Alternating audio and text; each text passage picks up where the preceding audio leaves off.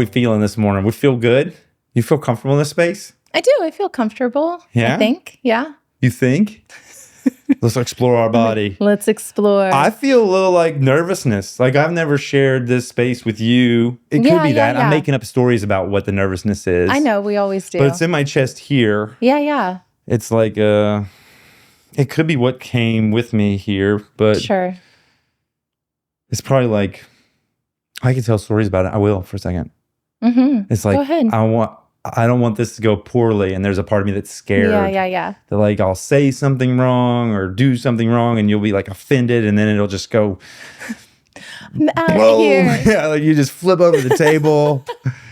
Yeah. I'm out of here. I hear you. And then impact my life in a negative way. No, I don't think it'll Hopefully go not. there. Hopefully not. But I mean, Who knows? TBD. Yeah, TBD. What about you? How's your...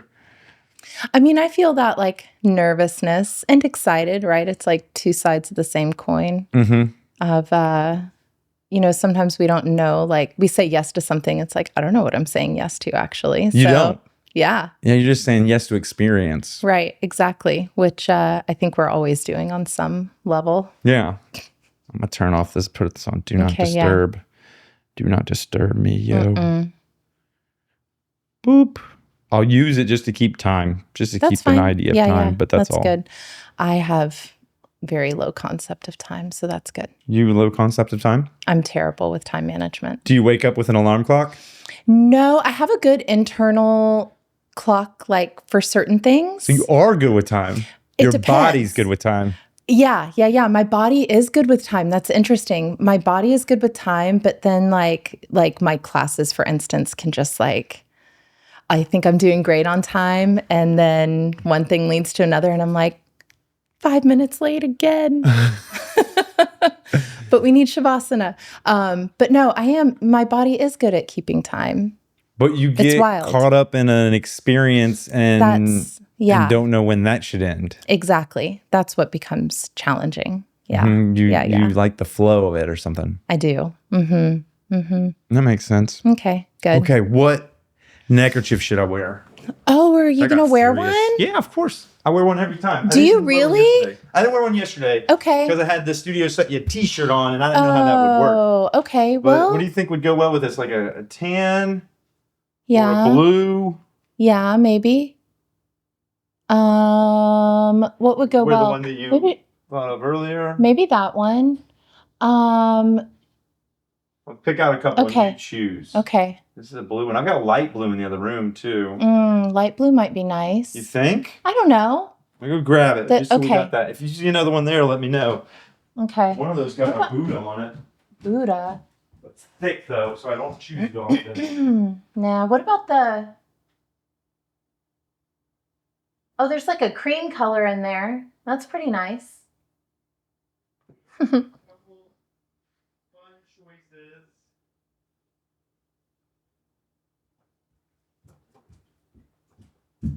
Oh. Okay, yeah, this is quite an array. Kind of like a fun party tie-dye, which I thought might be Hollie's vibe. I almost wore my tie-dye shirt today, but it was dirty. And then baby blue, and then you said something else up there? Oh, yeah, well, there's that cream color one, like right in the middle, right in that, no, over. This guy with the butterflies. Oh, it's got butterflies, yeah. Aw. Butterflies in the sky, I can fly twice as high. Take a wish, it's in a book. The Reading Rainbow. Yeah. I can do anything. Yep, that's that one. This one is knots. Oh, valuable. For yoga, too. Like, knots we tie ourselves up into, these shapes. I don't know. Yeah. This one is it's a geometric thing. I like it. It's kind of like it's thin and silky. It's nice. So is this one. Look, we're just showcasing. It's really all about bandanas today. Right now, it's about bandanas. And then this one's your classic. I like it. Bandana in the baby blue. Do you want to see one that I? Heck yeah! I'll grab your. Okay. You brought one? I have bandanas with me all the time. It's in case I go on a hike. What? Mostly, yeah. But then also, they're just great to have around. Yeah, okay. So here's my, that's my McDonald Observatory one. Ooh, I love that. Thank you. And then this one, I just did like a a plant dye in it's called dirty pot dyeing iron. So this has like different botanicals. That's like a neck triangle too. Yeah. Yeah. It's legit. I could wear one too. You should. Let's wear neckerchiefs. Oh my gosh. Yeah, I'll wear this one. This is great. Okay, which one have we lined in on? Okay, really I mean, to the butterfly one. That one we sang a whole song about. I kind of feel like it needs to be that one. Let's do it. Okay. I haven't worn that one in a while, and I love that one. Okay, great. I got that one from Big Bend Ranch State Park. Oh, beautiful. I love Big Bend. Oh, I do too. I made this one when I was out in Arizona. When you were doing your survival thing? Yeah, the primitive skills thing. Mm-hmm. Just put these aside. Boom. Yeah. So we got it. We handled that. So well. So now purple butterfly or yellow butterfly? Purple. Purple, I agree. It's like, is there even a question? Is that? Boom. Yeah. Perfect. Oh, yeah. It's like, thrilled. Now we're starting the show. Yeah. I'm thrilled. I got in a neckerchief. That's so good. Me too. Yeah. I like them. I like them too. They're functional. Fun. And they're fun. And fun. Yeah. A little something. Yeah. It's like the working man's cravat. It's just like that. I love it. I love it. Yeah. I like that Happy one. with this choice. Thank you. That's super cool. And it matches your ensemble. Oh, thank you. Yeah. Very good. Hot tea. That feels good. That feels great. Warming me up. Mm-hmm. Okay. You were sharing what was up in your body. Oh, I mean, yeah, a little excited, a little nervous. Never really know. Mm-hmm. But I feel that way. I don't know. I guess maybe somewhat all the time. All the time? In some ways, yeah. Like when you were getting coffee, you felt that way?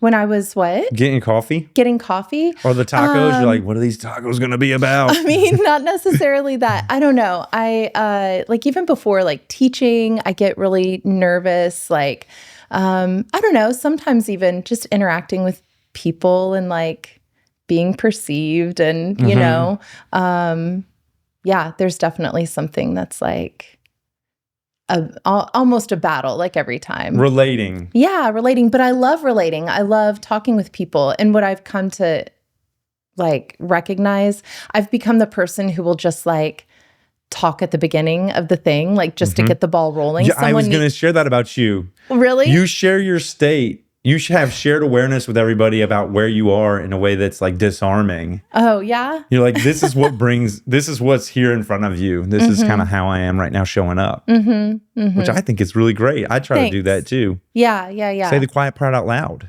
Exactly. Yeah. So I've tried to do that more often, like just like break the ice and, you know, however it's perceived. Also, I think what I've learned is that like I can't control what anyone else thinks of me. Like as hard, like I can craft every single word. I tend to be more of like a written communicator.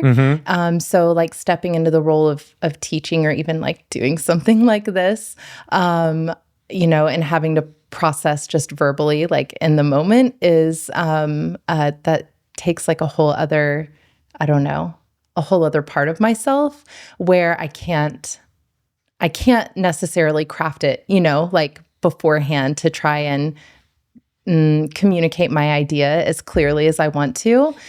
And I've had to kind of like be okay with that. And, but even what I was trying to say is like, even when I write something out, I can still be misinterpreted or I can still miscommunicate my idea. And ultimately, you know, whatever state somebody else is in, they're going to receive the message in their state. And I am not in control of that at all. Yeah. So that has helped me just be like, well, I can just say what I'm trying to say. And hopefully like the actual message, like the heart of the message gets through despite what the words are. Yeah. And yeah, so that's message received is the message and it's sloppy. It totally is. It's sloppy. Yeah. And we want to have some partnership in coming to what the message is. Yeah. Yeah. Some like, and grace. Absolutely. Yeah. Like, you know, I believe you're not attacking me. I believe there's some thing you're trying to share that's helpful for us. Yeah. And we can work together to get there. Totally. Yeah. But it's like words are just sloppy. They really are, especially I think English, which I'm no expert in other languages, but I have, friends who are from foreign countries and they're like, like their English is great. I almost like forget that, I have a friend from Poland but often she'll be trying to describe something. She's like, English is just so clumsy. Like I can't say the thing that I know how to say in Polish. And I'm like, I wish I knew Polish. And I imagine we could spend a day or a week trying to craft a message. And if you set it to 100 people, a percentage of them would get a totally different thing. Yeah. No matter how meticulous you were and thoughtful with each word, because we all have different definitions and experiences with each word. And what is, in my philosophy book club, we've explored like, what is love? Like over and over again. It's like, what does that even mean? And I've explored it with other folks. Like when you say felt sense of love, what does that actually mean? And other words, it's like gonna mean so many different things based on your experience. Yep. It really is. Yeah. It really is. What I know is I want people to like me. Yeah. And I like people. Yeah. I think one of the misframes or wrong frames I had from a childhood was that God or source or universe, whatever we're calling the creator, made me in a way that like longs for, loves, appreciates, desires connection with other human beings. And at the same time gave me social expressions that were off-putting and made people almost like he made me the opposite magnet. Right? But made me want connection at the same time. So I'm like, oh my God, why? I keep trying this. I long for connection. And at the same time, which is a weird wasn't frame. Finding it. Yeah. Well, time and time again found, an outcome that wasn't desirable. Totally. Yeah. I get that. And then I think like, then when there is a connection, I feel like some people, like they're just able to connect really easily. Yes. And that is, there's value in that. And then for people who it is a little bit harder, to find that connection, it's like when there is a connection, strong. It's like, it's so like metal. strong. And so, yes. And yeah, it's fascinating. I mean, I feel like I watch that with my kids. They're both very, very different and move through the world very differently and sort of have that different play of like, I don't know, finding it like connecting with people, but then like the deep connections that they're finding and sort of like starting to navigate that and understand that for themselves too, of like what actually feels satisfying in a friendship. Like, what does it mean to actually be like, strongly connected to somebody in a meaningful way, instead of just like, oh, I know this person, we both play the same games or, versus whatever. Like in your world, like it's these like circles of intimacy. Yeah. Right. It's like how close will you let them know to your experience? Yeah. How much will you share with them? Disclose. Yeah. And not everyone gets all of you. No. Yeah. And that's a protective measure. Yeah. I'd imagine. Absolutely. I, in my life, have made everybody a friend really fast, oftentimes. Like let them in really close, really fast. And Brene Brown, what did she call that? Like, there's people that have names for it. Like you overshare or what all that stuff. And I'm oversharing because I've like already made you my best friend. We're in this. We're in this. And the other person's like, well, we didn't have my prerequisite for that level of sharing. And I'm like, makes sense. We're standing in the checkout line at Taco Deli. Like, and we both like the donya. Yeah, we like the donya. It's meant to be. It's meant to be. We're friends now, bro. Like, I'm going to tell you about my childhood trauma real quick. Yeah, totally. There's like this other side of that where when it does hit, I imagine like a caveman, like prehistoric man, like they desired warmth and connection. Yeah. But when they found it, they're like touching it, like burn them. And they're like, oh my God, I need that warmth, but it hurts. Yeah. I need to figure out a way to be with it. And in that same way, whenever I find connection, sometimes it's scary. Absolutely. Yeah.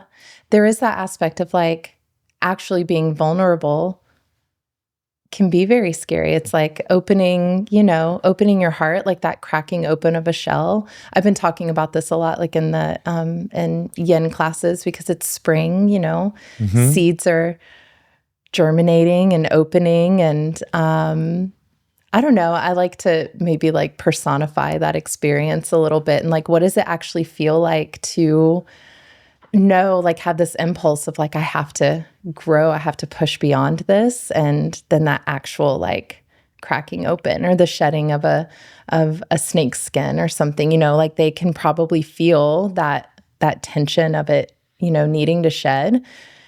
And it's uncomfortable, but then perhaps also like scary. And then I think I'm just like really speaking for myself with things of like, oh, I said yes to this. Like somebody sees me as, able to hold this space and I said yes to it, but like, do I really? How do I actually step into that? And present moment. Yeah. I feel like I've been continuously sort of doing that.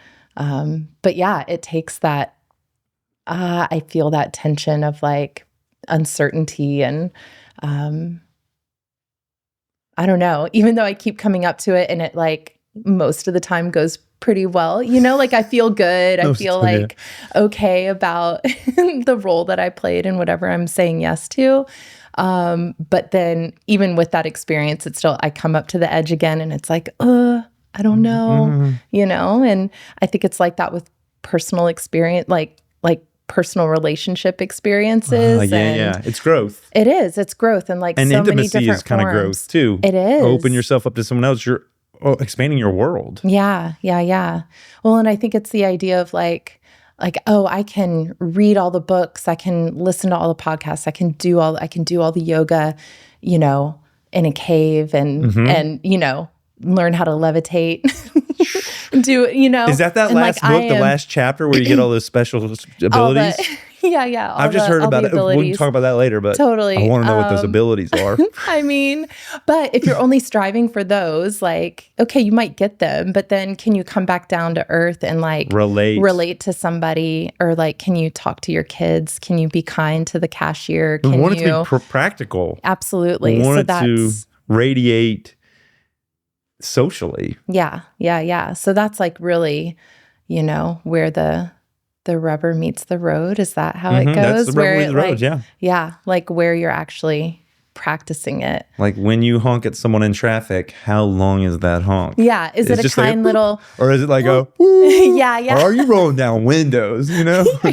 Where are you at? Are you getting out of the car? Yeah. No, what are you doing? Like, go back to the cave, bruh. Yeah, like, totally. Or like go hang out with your parents for a week, I don't know. Yeah. That's like kind of the joke around the holidays. It's like, oh yeah, you have it all together. Ooh, like, I wonder how much honk duration is impacted by people at home with their parents. Like I've been honking a lot longer since I went home for Christmas. Yeah. I think there's a lot more mental health challenges around the holidays. Yeah, I think for a variety of reasons.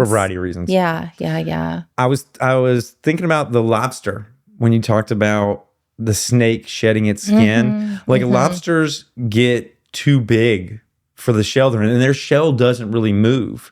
Wow. So they get uncomfortable. Wow. Yeah. I imagine they're uncomfortable because they have like 10 pounds of lobster in a 5-pound shell. Oh my gosh. And so then what they have to do is go and hide and get out of that shell, and they're totally vulnerable during that time. Are you serious? Yes. I didn't know that. They get out of that one, and then they grow a new one. Whoa. And during that time, they're very vulnerable. Just exposed. And they have to be, I'm not a lobsterologist. If any of this is wrong, y'all put it in the comments.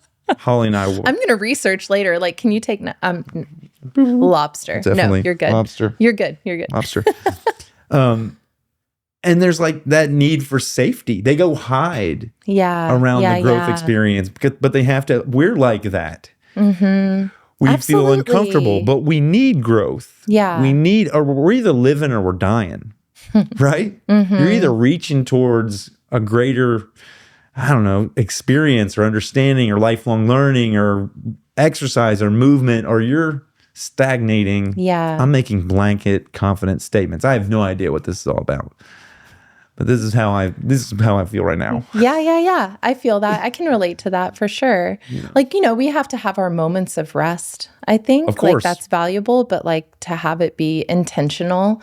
And I think we're also supposed to have that tension and that stress and those uncomfortable moments. And that's the only way you actually move forward, I think sometimes maybe we expect it to be just easy and, gliding along. And even like the metaphor of like floating down a river and, ultimately, like eventually you'll come to some rough patches, like some amount of rapids or something. And it's not, I don't know, like when I think of a moment of surrender in that, or like, what do you do when there are those rapids in your life or those obstacles in your life? And it's like, well, you could try to swim against it, maybe swim to shore, walk around. And like, yeah, maybe that's one way around it. But like, can you learn how to like move with whatever there is and actually travel through it and learn how to navigate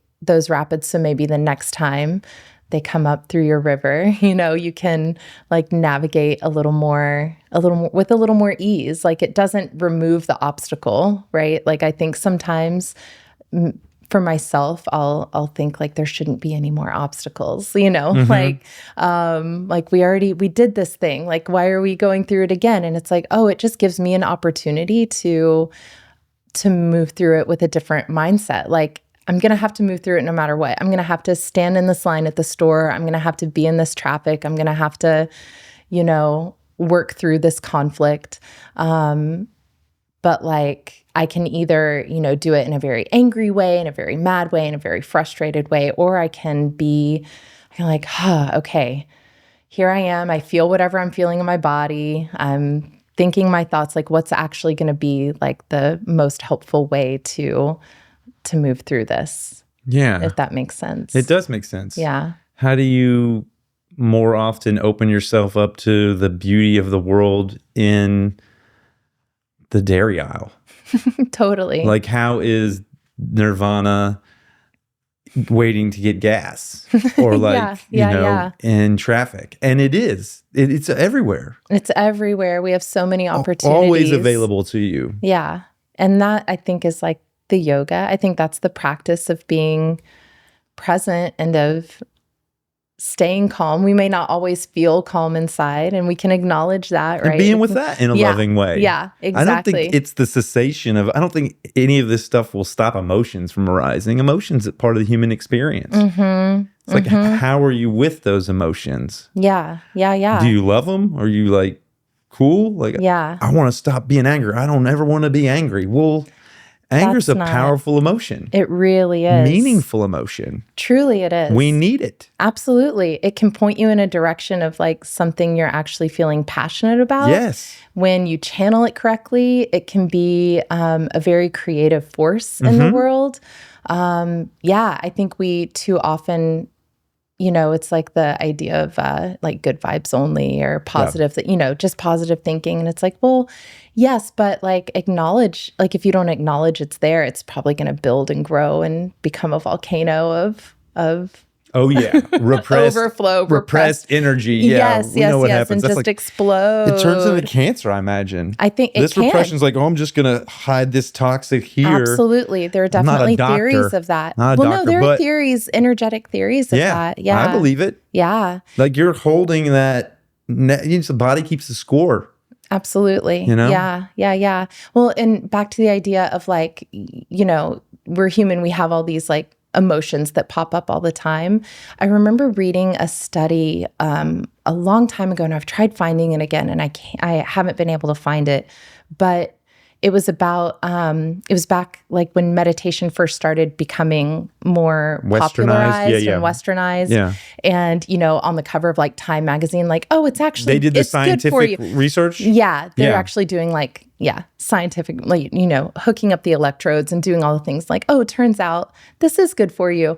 But something interesting that they found I think they were studying monks and people who are like, quote unquote, really good at meditating, and to study like what's actually happening in the brain while they're meditating. And they found that, various parts of the brain do different things. And I'm not a neuroscientist or anything, but, they would find that like every 30 seconds or so, there would be a blip, some activity in the brain of like memory or emotion, or it would show that those things would happen. But what happened with these meditators is it just quieted down. It came up, it went away. It was like a wave in the ocean. Whereas I think when we get caught up with our stuff, it's us just hooking on and like almost, I think of it as like riding a train, like hopping on a train, and we are just like gone, or like a boulder down a mountain. Or I've heard it described like that moment of like the momentum that emotion and thought can take us down. It's like a car at the top of a hill in San Francisco without the brakes on, and just like once it gets started, like you have a small moment where you can stop it. And then aside from that, you just kind of have to like ride your brain is just taking you on a roller coaster ride. Exactly. Mark Twain said I've had thousands of catastrophes in my life and some of them actually happened. Exactly. And I still get that river metaphor. It stuck with me that you shared earlier. And I think about, some present moment, some like Ram Dass-y, be here now, which I'm just mindfulness, like be present with what is. And then awareness of where that flow of river is kind of meant to go. Let that be a part of my discernment. Not just in my head, not just like, oh, I do all the math, I got all the numbers down, I did it here, this is the answer that I get. But like being open to the moment and saying like, what happens now?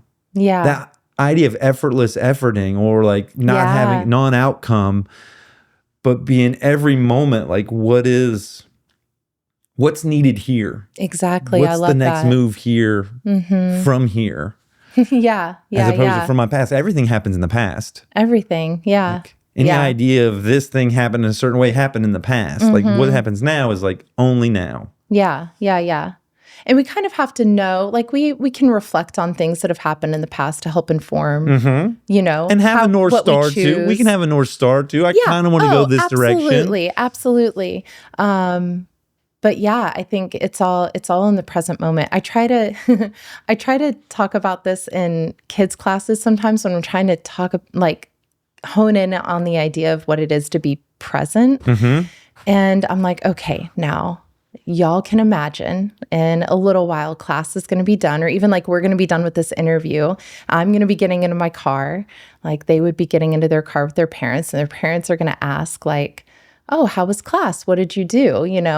And so in this moment, you're creating what you'll talk about in the future.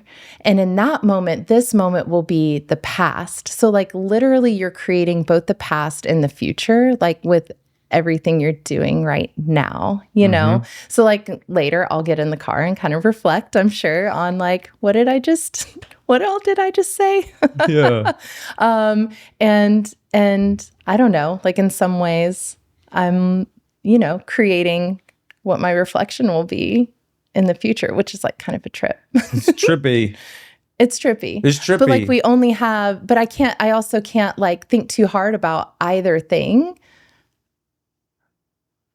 except for in this moment, just like doing the best that I can. And that's going to change all the time. Just like what can I don't know, just what can I do in this moment? And we were talking about, I had Phil Phails at Philosophy yesterday, Sunday. What's today? Tuesday? Whatever. It was Sunday. Cool. And we went through the question of, is there free will? And what we decided we both decided like, yes, there is, but it's only like 1%.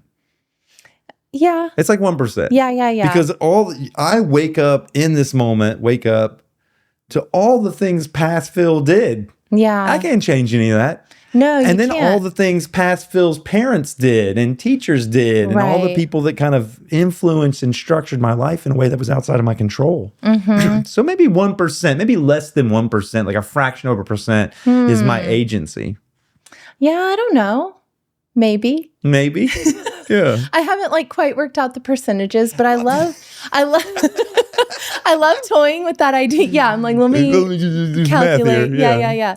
I love playing with that idea of like fate or free will and what do we have autonomy with and what do we have, like, what do we just have to succumb to? Like, what are we, what rapids lie ahead or, whatever it is. But, as far as like the percentage, I mean, I think that's like part of the work though, too, is like being aware of like, oh, past Hollie, did these things or responded to this situation in certain ways, or like I'm aware of how my parents were, and I'm aware that like I don't understand all of their experiences through life, and I understand these parts were hard and they have like these things against them or what, like they had to struggle through some stuff, and I get that informed the way they parented me, and I can forgive them for that or have grace with them for certain things, and understand that they did the best with the tools that they have, that hopefully I'm doing the best with the tools I have. I tell my kids all the time, like, tell me ways that I'm messing up, like anytime. But I think, if we just kind of write it off, like the past is just like, oh, well, that was already done. And how do I want to like put this into words?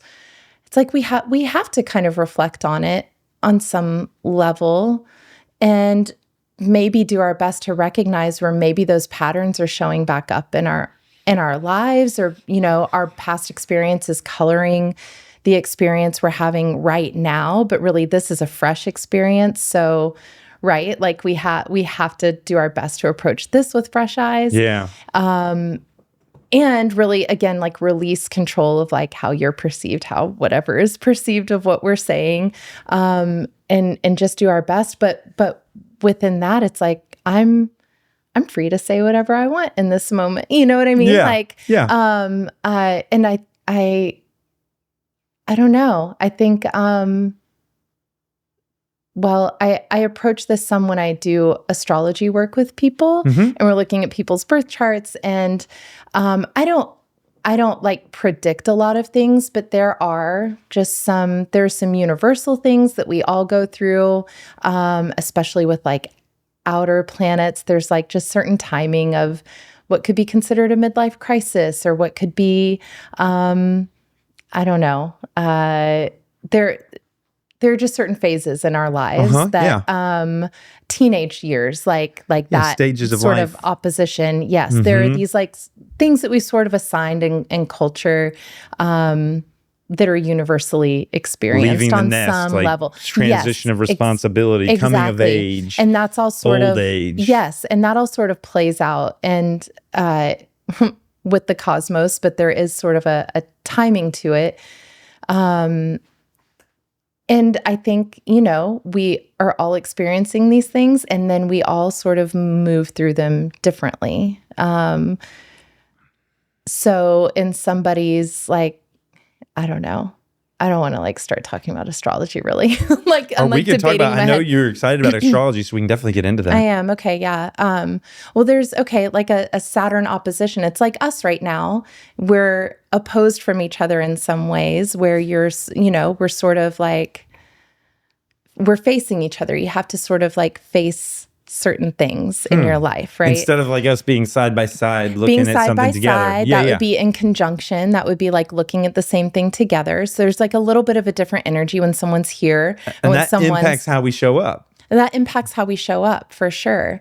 So when somebody's like sort of confronting you, rarely would someone confront you and like scoot up right next to you. It's this sort of energy. And we're looking at each other in the eyes. Yeah, like, I never thought of it as confronting. Well, it's not. I mean, it depends. Not a negative thing. It's not a negative thing, but sometimes this energy is a little too much for somebody, especially if someone's coming in and like, hey, how are things going?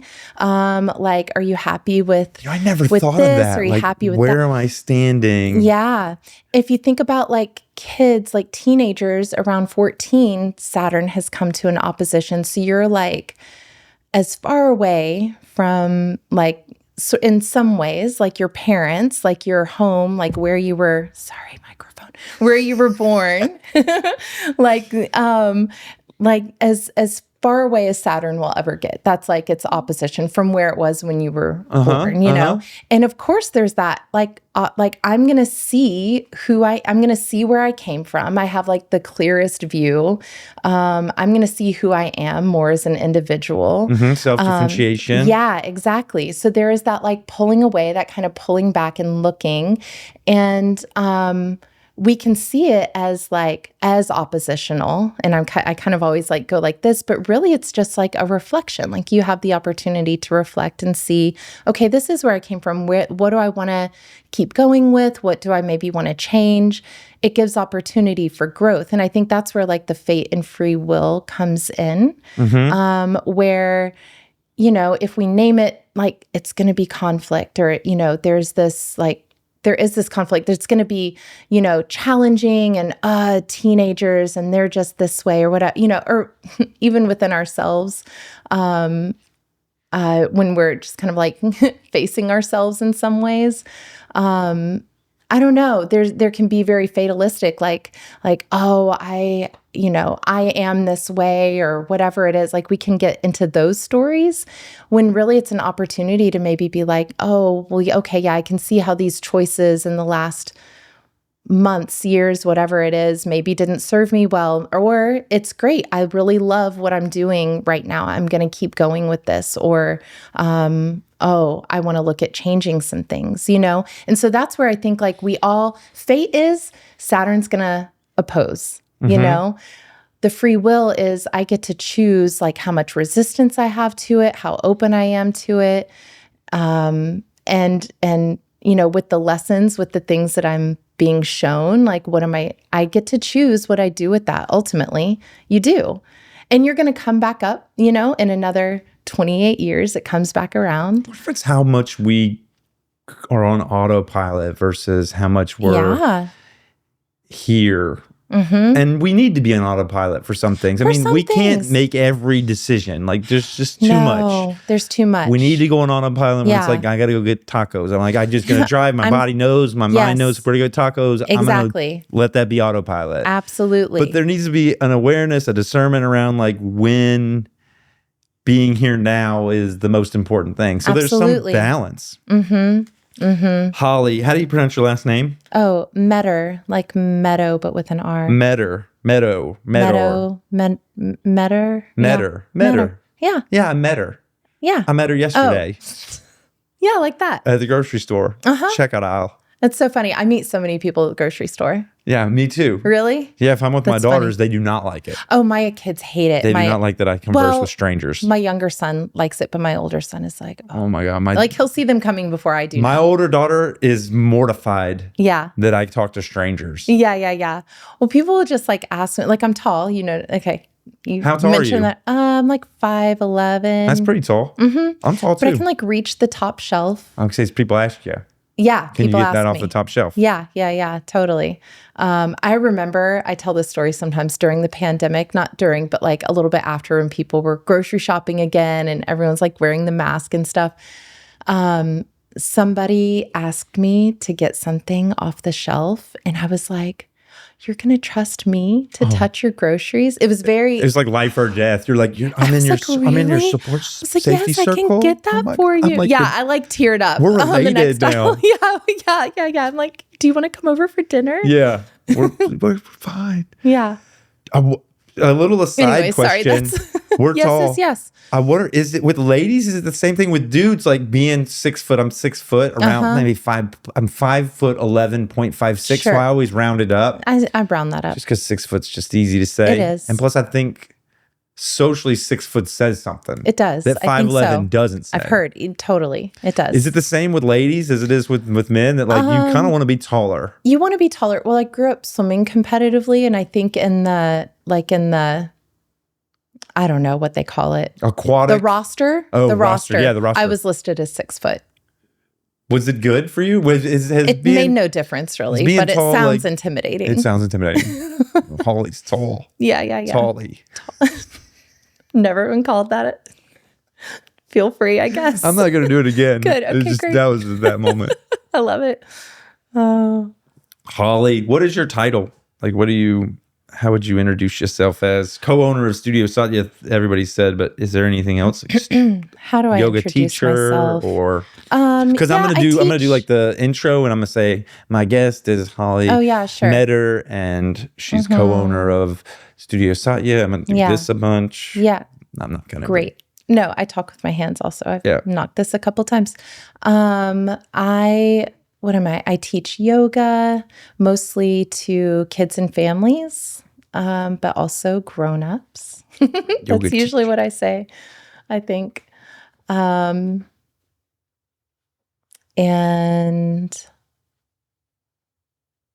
I don't know. That's mostly how I describe.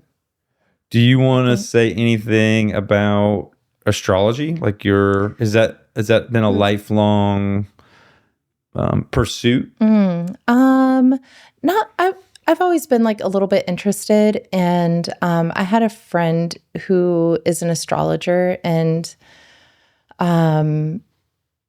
sort of my larger introduction to it and the way that it can, I don't know, inform the human experience. Is a divination tool? Yeah, well, I got into that a little bit after, but he offered after my second son was born to look at our charts. He specializes in synastry, which is looking at how different charts relate to each other. And I was like, okay. And just some of the things he could tell me about like dynamics of relationships. And this is when my younger son, he was still young, but like he had a personality, and you could kind of see what that is already, you know? And I was just like, wow, this is really cool. So I started studying a little bit and asking him some questions, but he couldn't really like answer the questions on why things look the way they do or whatever. Like, I don't know. Just sometimes I don't know how familiar you are with like the look of a birth chart, but I've got one. Okay. We could look at it later if you wanted to check it out. Sure. Yeah. Just sometimes depending on what style you're using to look at the chart. This one I think has circles, and there's different things around it. Yeah. It's all the houses, but just sometimes there are different, there's like a Placidus system. There are all these different systems. You can get into like So you're into Eastern. that. I am. Well, would you say you're an astrologer? I am an astrologer. Yeah. I started studying Hellenistic astrology, which is like an ancient astrology that kind of pulls in a few different philosophies. Astrologer. And what about you're really naturalistic. Ooh, yeah. You're into plants. I am. Would you call yourself what was that thing you said when we first met? You said that thing about root, shoot, and fruit, which has really stuck with me. I love that. Yeah. A year to root, a year to shoot, and then a year to fruit. Yeah. Would you call yourself a permaculturist? Or a naturalist? I will go with naturalist. Naturalist. Yeah. You don't have to say any of these. I'm putting words in your mouth. I'm just trying to think of how to like communicate to these folks at the very beginning, like who you are, what's important to you. Yeah. With like a little. I think that's accurate. I think that's an accurate description. So I'll say, Yeah. No. Go ahead. I'll say Hollie Meador. That Meador at the grocery store, that's sticking with me. That's a good one. I love it. Okay, Meador. good. That's Meador. a good pronunciation. Yeah, I think that's great. Meador. Hollie Meador, co-owner of Studio Satya, yoga teacher to kids and families and also to grown-ups, astrologer and naturalist. Yeah, I love it. You like that? Okay, that'll be the title. What do you think? So when we think about the kind of the title of the episode, Phil Phails at something. Phil Phails at something. With Mary, Phil failed at balance. Okay. And I like to get there together. It's like a co-created thing. Like it comes from like what you're excited about, yoga or life, some way to fold yoga into it, because that's a big part of who you are. So what do you think is exciting about yoga or astrology or all of these things? How do these wrap up into just informing the discussion? Really for Phil Phails' Phive Questions. Yeah.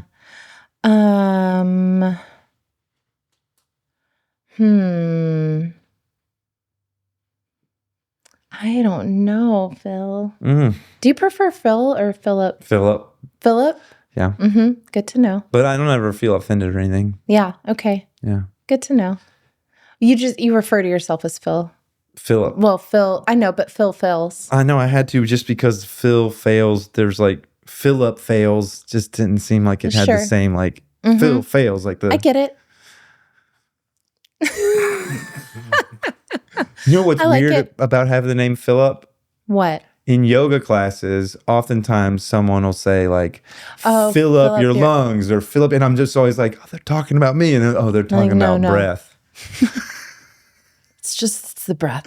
Just the breath. What about me? What about me? What about me? Philip. Like the center of my own little universe there that hears my name and it's not even my name in that context. That's all right.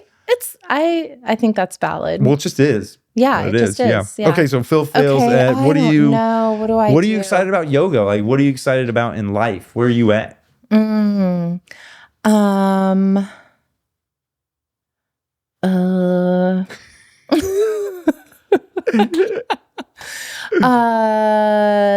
don't know.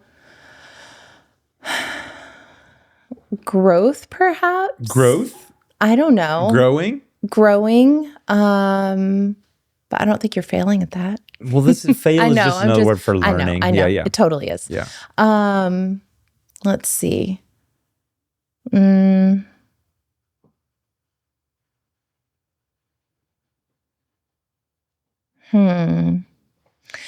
Okay, I'm just sort of like running through. It's been a very like busy year. And I've just been, like I said, like saying yes to a lot of things. You've been growing a lot. I've been growing a lot. I've been like exploring a lot. I feel like I've been connecting a lot, like reconnecting with some things that maybe I had lost connection with. And yeah, I don't know how to sum that all up. It could be growth, like you're expanding. You're saying yes to experience. You're having moments of discomfort that increase your probably resilience or your ability to hold. I'm putting words in your mouth, but no. I feel like you're interpreting what I'm. I'm an interpreter. Great. Are you a reflector? Do you know the human design? You're like a disco ball. Just kidding. I'm joking. Go ahead. Like that band. I'm a reflector of a reflector of a reflector. Oh gosh, I know that. See you on the other side. Yeah. What is that? We all got a place to hide. That's you. It's what's that band? I'm terrible. You know they had the Suburb. Oh wait. Neon Bible. Arcade Fire. We got there together. Arcade Fire. Oh my gosh! Fun fact. What is his name? The lead singer. I had it and I lost it. He's from the Woodlands, right? Totally. How did you know that? Texas. Yeah. I'm a fan. Oh, great. Phil Phails at fandom. One of my really good friends from high school, her name is also Hollie. He was her homecoming date freshman year. Let us get some tickets, yo. I don't know if they are still in contact. But then the next year he went up to Canada and then started his whole thing. He's tall, I think. I think he is tall. Yeah. And he's got a cool band. Oh, does he? Arcade Fire is good. Yeah. I don't keep track. You don't listen to them? I do. It's I don't know if they're still arcade firing. I see. Yeah. I don't know if they are either. To be honest, I don't know. Like having kids, I kind of like fell out of the popular musical culture thing. Yeah. And I don't listen to the radio a lot. Yeah. What do you think about Phil Phails at Growth? I like it. I think it feels good. I think that can encompass a lot of different little topics. Has the same thing. Feels good. Oh, feels. Like, you're Phil. Like, me? What? No. Phil Phails at Growth. You got a couple more minutes to change it if you want, but I wrote it down. So it's permanent purple ink. Yeah, but we could do the line through it and put something else. We could. If something comes. Okay. Phil Phails at Growth. We're trying it on. This is our trying on time. You like it? Uh-huh. Yeah. I mean, I like the trying it on. Yeah. It feels good. What do you think? Yeah. I think growth it's a part of life and something we're probably always doing. But much like this season of the year, we probably do it more during different times in our life. Like we might have like, oh, I'm really growing. And then other times like I'm really leaning into the benefits of that growth and practicing. Yep. Or I'm self-care and resting. Yeah. Like there's all these things. And you mentioned it being spring and cracking open shells. So. Yeah. But like the growth can't happen really if you haven't like nurtured the soil and given it proper water and proper shelter and all of that, right? Yeah. So growth, like the visible growth that we all kind of want, I don't know. It's like a little bit, I don't know, glamorized in some ways, or like we always 1%. have to. It's the only 1% agency. It is, yeah. It's the death of something that released nitrogen into the ground. It's the water from the sky or from the person. I told this story to my daughter earlier today. I said, because we were navigating that family therapy thing, and I said, I really believe that if a rose doesn't bloom, you don't really change the rose. I don't go like pick leaves off the rose. I like look at the soil, the environment the rose is in. Does it have enough water? Does it have too much water? Does it, like what you're saying? Yeah. And she said, I'm not a rose. I said, well, you're my rose. You'll always be my rose. A rose. A little redheaded. Oh, bless. Yeah. Anyway. Love it. I think there's that other side of it that, you say we glamorize the bud. We glamorize this like fruit. Yeah. But not all the work that went into creating it. And also not like the other side of the cycle too, right? Where it decays and becomes compost for the next thing. Yes. Yeah. Ooh. Phil Phails, it cycles. Ooh, I like that. Do you? I do. Yeah. I love it. Yeah, that might be it. We got there. Yeah. We got there. I like it. Yeah. You had to sit with cycles for a second. I like it. It seems like what you were really wanting, because it's not just the growth. No, it isn't. It's all of it. You're right. All the time. I think cycles speaks more to it. Yeah. And we're not all in the same, even though it is spring, we're not all in the spring. Yeah. Blossoming. There's death in spring. There is, for sure. And there's life in spring. There's nurturing and rest. There's activity. Yep. Different cycles happening. Yep. Concurrently in different stages. Yep. That are probably complementary. Absolutely. Yeah. And necessary. Like one has to fully happen for the next one to occur. Dang, I like this one. I do too. And then I think it speaks to even just like the human experience of like, we're not all meant to be doing exactly the same thing at exactly the same time and in exactly the same way. And I think that even speaks to like birth charts, and we can kind of see where, I don't know, like our whole chart isn't supposed to be lit up at all times, like everything isn't happening all at once. It's like timed and methodical, and then we get to choose how we move through those spaces. I still want a group of people to do the same thing at the same time in swimming pools sometimes. Well, synchronized swimming. Yes. Because it's really cool. It is super cool. And flash mobs. Yes. Well, those people, let's look at their charts. Maybe they have the dancing planet. There's a dancing planet? Well, no, there's not, but I'm just joking. I'm like so gullible right now. I'm like, really? Like which one is it? Dancing planet. Well, it could be. No. Okay, Phil Phails at Cycles, Hollie Meador, co-owner of Studio Satya, yoga teacher to kids and families mostly, but also to grown-ups. Yep. And astrologer and naturalist. Yeah, I love it. And today, Phil Phails at Cycles. That's great. You like that? Mm-hmm. You want to do anything before we start? Go potty, shake your body. Yeah, I might use the restroom just to. Right now? Sure. Yeah. May as well. This swivels out. Okay. You just push it away from you and it'll swivel. Perfect. And then theoretically you just swivel right back. Okay. Then it'll just lock right in. Thank you. Yeah. All right. You don't need your whoopee anymore? I don't need it anymore. Well, I usually get cold, but I don't think I'll be cold. Yeah. My security blanket. Yeah. We need that. Feel safe. Mm-hmm. That's warm cup could be that. Warm cup. Warm cup of beverage. Mm-hmm. I wonder if that's why I make these. Mm-hmm. I have these like beginning conversations, like the first conversation with someone, and I always hope it's like gonna continue. Like there'll be more of them. Yeah. Like with you too. I hope that this is just the beginning of a conversation that unfolds over time with multiple of these. Okay. Where we'll talk about different subjects. Mm-hmm. Because this is kind of the awkward phase. Yeah. Right? The getting to know you. I want to get past that and get a lot of the, because with Grant Potts, the philosophy guy, we've done like maybe 10 or 11 of them. And it just feels like he comes in and we're like, it just feels natural and normal. And That's there's awesome. some shedding that occurs at some point of For sure. formality and more human things, I think, are revealed that I think these people like. Yeah. You know? I do. Yeah. They don't want to see tuxedos all the time. They want to see people in neckerchiefs. That's right. Are these things okay here? Yeah, sure. Are you sure? I think so. Are they? Would you rather put it over there?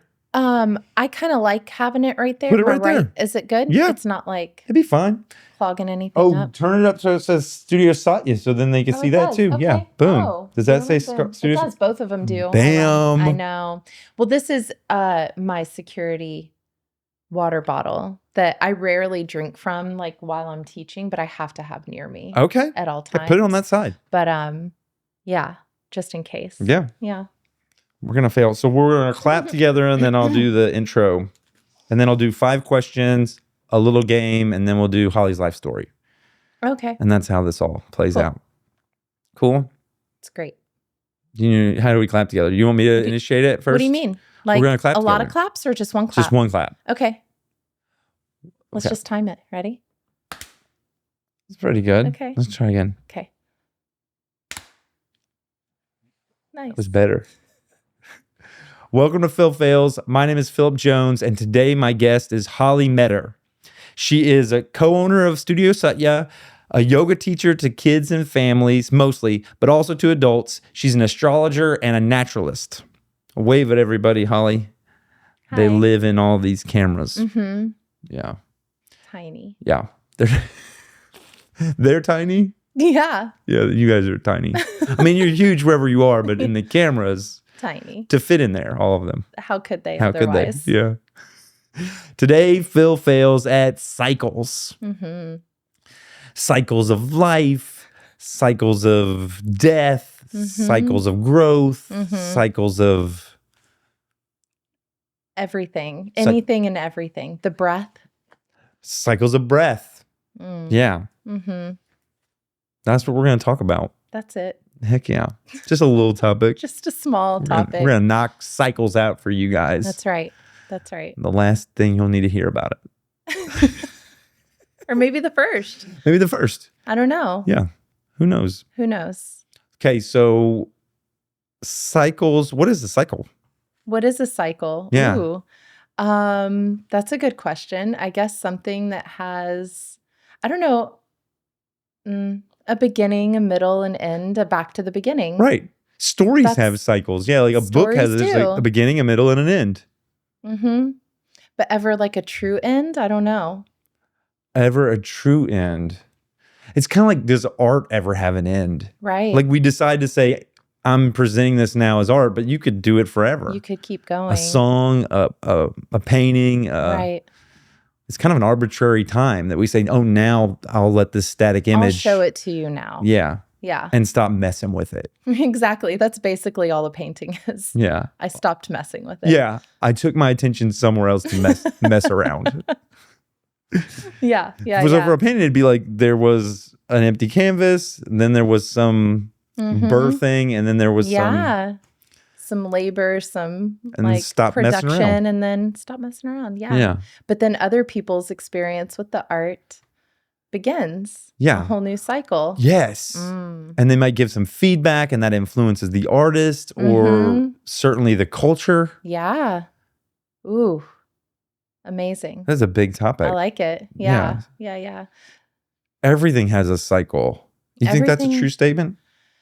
That's interesting. I think so.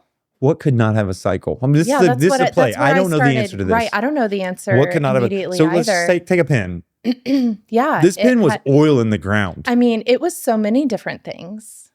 Yeah. Right. And like the life it had to take. Yeah. All it was the like resources. In something stretched, probably smashed. Yeah. Produced. Formed. Packaged. Yes. It's hauled. here. It will empty itself of ink. And then what will you do? I'll probably recycle it. You could turn it into art. I could turn it into art and then stop messing with it. Yeah.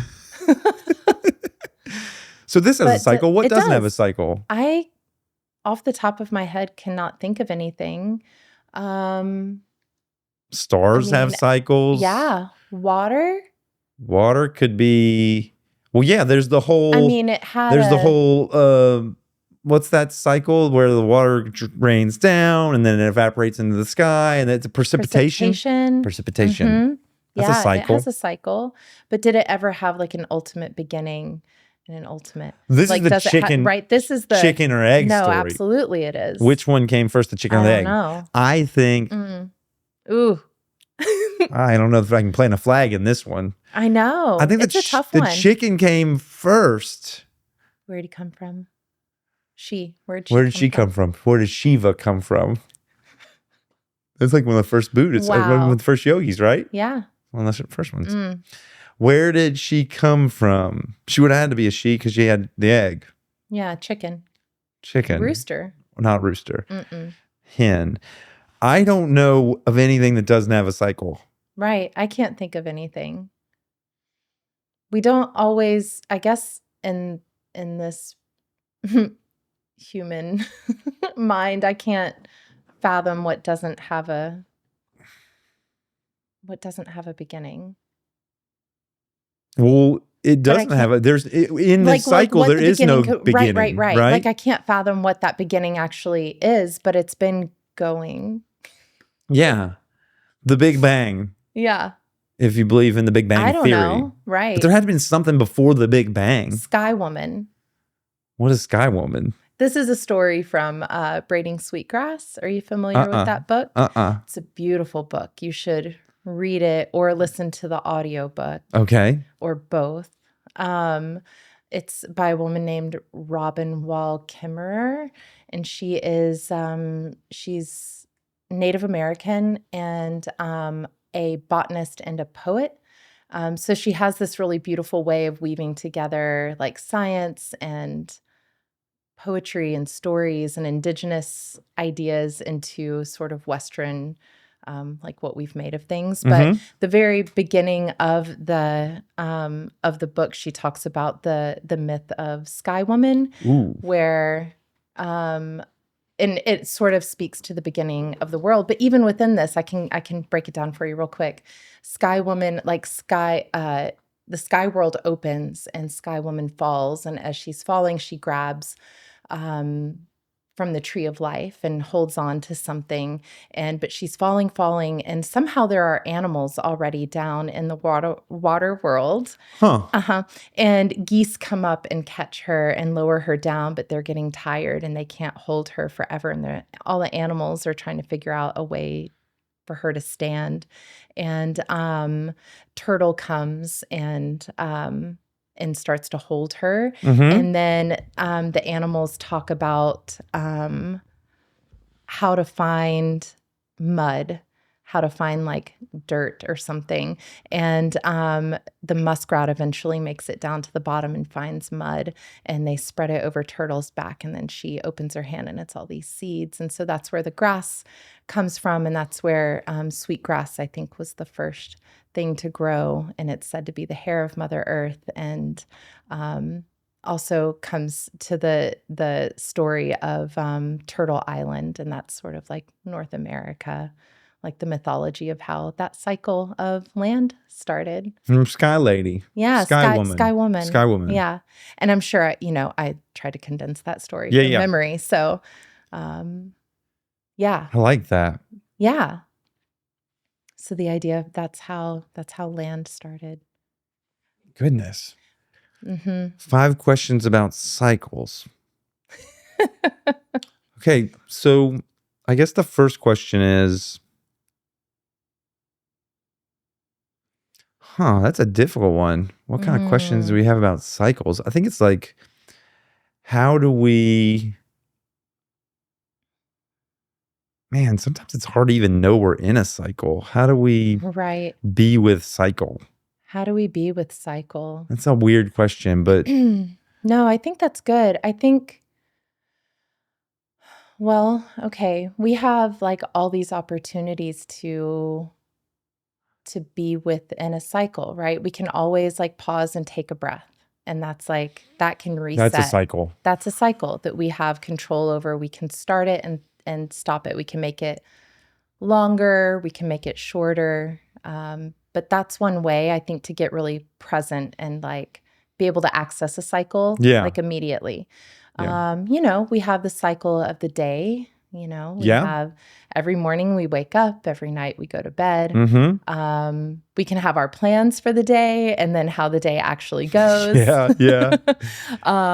And, then we have cycles of the things we do in a day or in a week. We might have our steady rhythm where we might go to a yoga class every day at 9. We might go, so sitting down on a mat and beginning class, I think there's, some like reverence for starting a cycle. At that moment, the cycle of a class, the cycle, maybe that's the only class you go to every week. And that's like your, kicking off your week or however you want to look at it, wherever it's like placed within the cycle of your week. And then we have like larger cycles of the moon that we can pay attention to, cycles of, we have our birthdays that mark, we can like look back and reflect on definitely this date a year ago. I just thought of like a complex clock. It's a very complex clock. Because it is a bunch of cycles everywhere around us. Cycles within cycles. That influence us and influence each other. Yep. And there's some conflict or tension in some of them too. I just thought of like, I don't want to die. I'm going to die. Right. 1000%.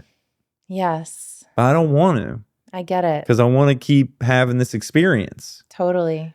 And I have to, being with that death, having a death meditation can invigorate my living. Absolutely. Yeah. It could also, freeze or like paralyze my living. Yep. I get that. And I think that's part of the like free will of how you, I don't know, work through that struggle, Yeah. My younger son, he just had a birthday. He just turned 11. And he loves being with friends. Like it's his most favorite thing in the whole wide world is just playing endlessly. And he had a birthday party, had a sleepover. And then when everyone left, he like grieved the end of it, Yeah. I know. And he does almost any time like there's a sleepover, not just birthdays, but it's any time that there's that like extended close connection with friends. He like has a little grieving process that he goes through. So what you were just saying reminded me of that, and that we kind of have these like tiny deaths sort of all the time of like, I think of it sometimes could be in the middle of a really good conversation. It's like, I don't want this to end. Or like, I don't want this experience to end. And we can't like cling too hard to it. That's we that can't grasping. grasp. It is. And we have to just like move on to, like release, move on, trust that we can maybe have a similar experience in the future. Oh, I just thought of, we have this union here that will die. Yeah. And we'll leave and I'll start tidying up the room and I'll feel a sting. Totally. Yeah. When we find connection and closeness and comfort or love, there's maybe a fear that I won't ever find it again. Yeah. Like that when you leave, when that access, that love leaves, I'm then that Neanderthal seeking fire. Yeah. And not knowing how to make it on my own. But needing to find it out in the world. And it being a scarce resource. Like real authentic connection. Yeah. So that's maybe what your son's feeling like. This is intimate. This is nourishing. Yeah. And when it leaves, there'll be a vacuum there. Yeah. Yeah. But we have to. True. But that's part of the cycle. Like we need, just like pranayama. I'm just gonna say things. You can tell me if I'm right or wrong. You're the specialist here. But like we breathe in. There's some space there where we're full. We breathe out. And there's some space there when we're empty. And we need all those parts. We do. We need all the parts of it. And we can elongate those places where we're full, right? I think that's one part of like the pranayama practice is that actual like that retention of the breath in or out, where we're actually fully experiencing, not the action of filling up or the action of releasing, but that like there are actually like 4 parts of the breath where we can suspend that space where we're full and experience that maybe for a little longer and then release it and really experience fully what it is to be empty. Yeah. And that's almost like the breath as we normally experience it is just like the journey and not the destination so much of like the filling up and the release. But man, there is something sweet about lingering and spending time there. It's like that real, maybe the more that we practice that, the more we're able to be present with the present moment. Like if we're really enjoying it, maybe if we aren't even, what is it like to really sit with an experience even when you're not enjoying it and then be able to well, the not enjoying it allows you to appreciate the emptiness of it. And yeah, exactly. So they both kind of have this like, I don't know, really special space that without practicing like mindfulness of the breath, maybe you don't get to experience as often. I don't know. Yeah. Workout. Sometimes I talk about bouldering. Well, in yoga, we do these poses and we breathe and we move and we kind of stress our body in some ways. Yeah. We bend and we hold and we contract. Sure. All of that impacts how blissful Shavasana can feel. Yes. This sweet release. And sometimes I think of bouldering. I boulder and I put chalk on my hands. All of it makes that sweet release of when I wash my hands at the end so beautiful. I wash all that off and I'm like, this is just the best experience. And there's this just relationship between hard work and some rest. Yeah. You talk about the importance of rest. Definitely. Yeah, that practice of Shavasana, which is corpse pose, which is death Right. pose. Practicing being still and really releasing and surrendering. And then right at the end of class, it's like really sweet. Like maybe when, I guess in like I would hope that death comes as a sweet release, you know? Like may we all be so lucky. Yeah. I know it doesn't always come that way, but yeah. But yeah, that's like what one hopes for. I'm drawn to practice. Yeah, we can practice sweet release. Yeah. I'm drawn when I think about the breath, we were talking about it. I started thinking about our culture through the lens of some of the practices that I have now of fasting, of like spending some time, much like the breath, in a state of emptiness and the processes that go on. And then I think, well, our culture really doesn't do that. We just fill ourselves up all the time. Consume. In all these different ways. Food, not drinks, just food, but visual, sound. Yeah, materials, like. Yeah, doing. There's a balance here that needs to be realized, I think, for the human. I think so too. I think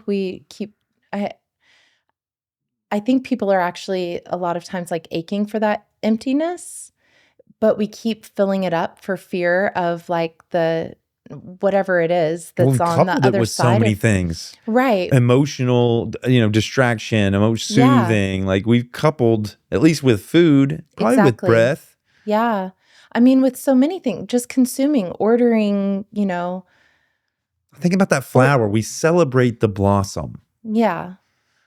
That's like the food. We celebrate that delicious food right there, right? How do we celebrate all parts of that cycle? Right. It has to be really intentional.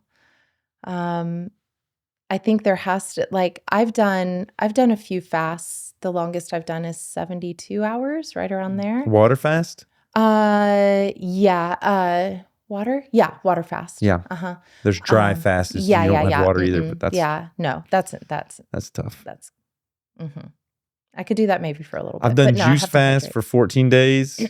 Okay. I've done something similar for a little while. I've been playing around with water fast, and I think I've done 48 hours, but I haven't gone to 72 yet. Okay. I think I will. I'm working up to it. Yeah. It's pretty, like once you, I don't know, there is like a hump to get through, and then it like feels pretty easy. And then, that whole process of reintroducing is really interesting. But, I think it's so valuable to spend time without, to actually have that full cycle of like, then when you're receiving again, it feels actually nourishing. Yeah. Rather than just habitual or whatever. I don't know. Just habitual, where I do feel like we just get in the habit of like, okay, it's this time of day, I always eat or like I have to have my coffee at, whatever it is, like, maybe you don't. Maybe it's okay to go a little slower. Maybe it's okay to feel hungry for even an hour. Let my body dictate food. Yes. Yeah. Let my body give me a signal of, oh, okay, we need this. Yeah. But I think that helps like complete a cycle also, because I don't think we're meant to just have everything at our fingertips. I think there's something a little too convenient where even though we're maybe already full and we keep consuming whatever it is, it's in an effort to fill something up that really has to be emptied first, if that makes sense. And like the lack of like closing that loop, like there's something that's not satisfying to the soul, I think, that that we keep trying to find a way to fill. We're seeking, We're seeking, and we're often finding all of these like fruitless things that don't make us actually feel good. They're not satiating. They're not satiating at all. And I think a lot of times people are so used to not feeling good, like they don't even notice. It takes breaking that cycle of just kind of mindless filling up. Yeah. That once you break it and you start to make different choices and introduce some fresh cycles in, that maybe include those spaces of emptiness, which is more naturally how it's supposed to be, then, I think things become a little more satisfying, maybe. Yeah. And you love, well, you've heard that saying, or you may or may not have, what is the best ingredient for a meal? Love. Well, yeah, that's a good one too. Dang. Okay, what's the second best ingredient for a meal? Love. Company? No, hunger. Hunger, Hollie. Looking for hunger. I'm looking for hunger. Like, no, that's so true though. When you're hungry, hungry? I've watched people do them like the shows like Alone and these shows where people are out in nature by themselves. Yeah. I've seen them eat some pretty disgusting stuff, and they've been like, this stuff is so good. And I'm like, really, dude? Hunger. You're right. Hunger. People drinking their own urine out there, Hollie. Yeah. Like it's a fine wine. I mean. Maybe not that far, but I'm just saying. I missed that episode. Yeah. Maybe that's a different show, but no. I appreciate it. I don't Yeah, know yeah. that someone's done that. How can we love emptiness, love the decaying of the rose, love these parts that seem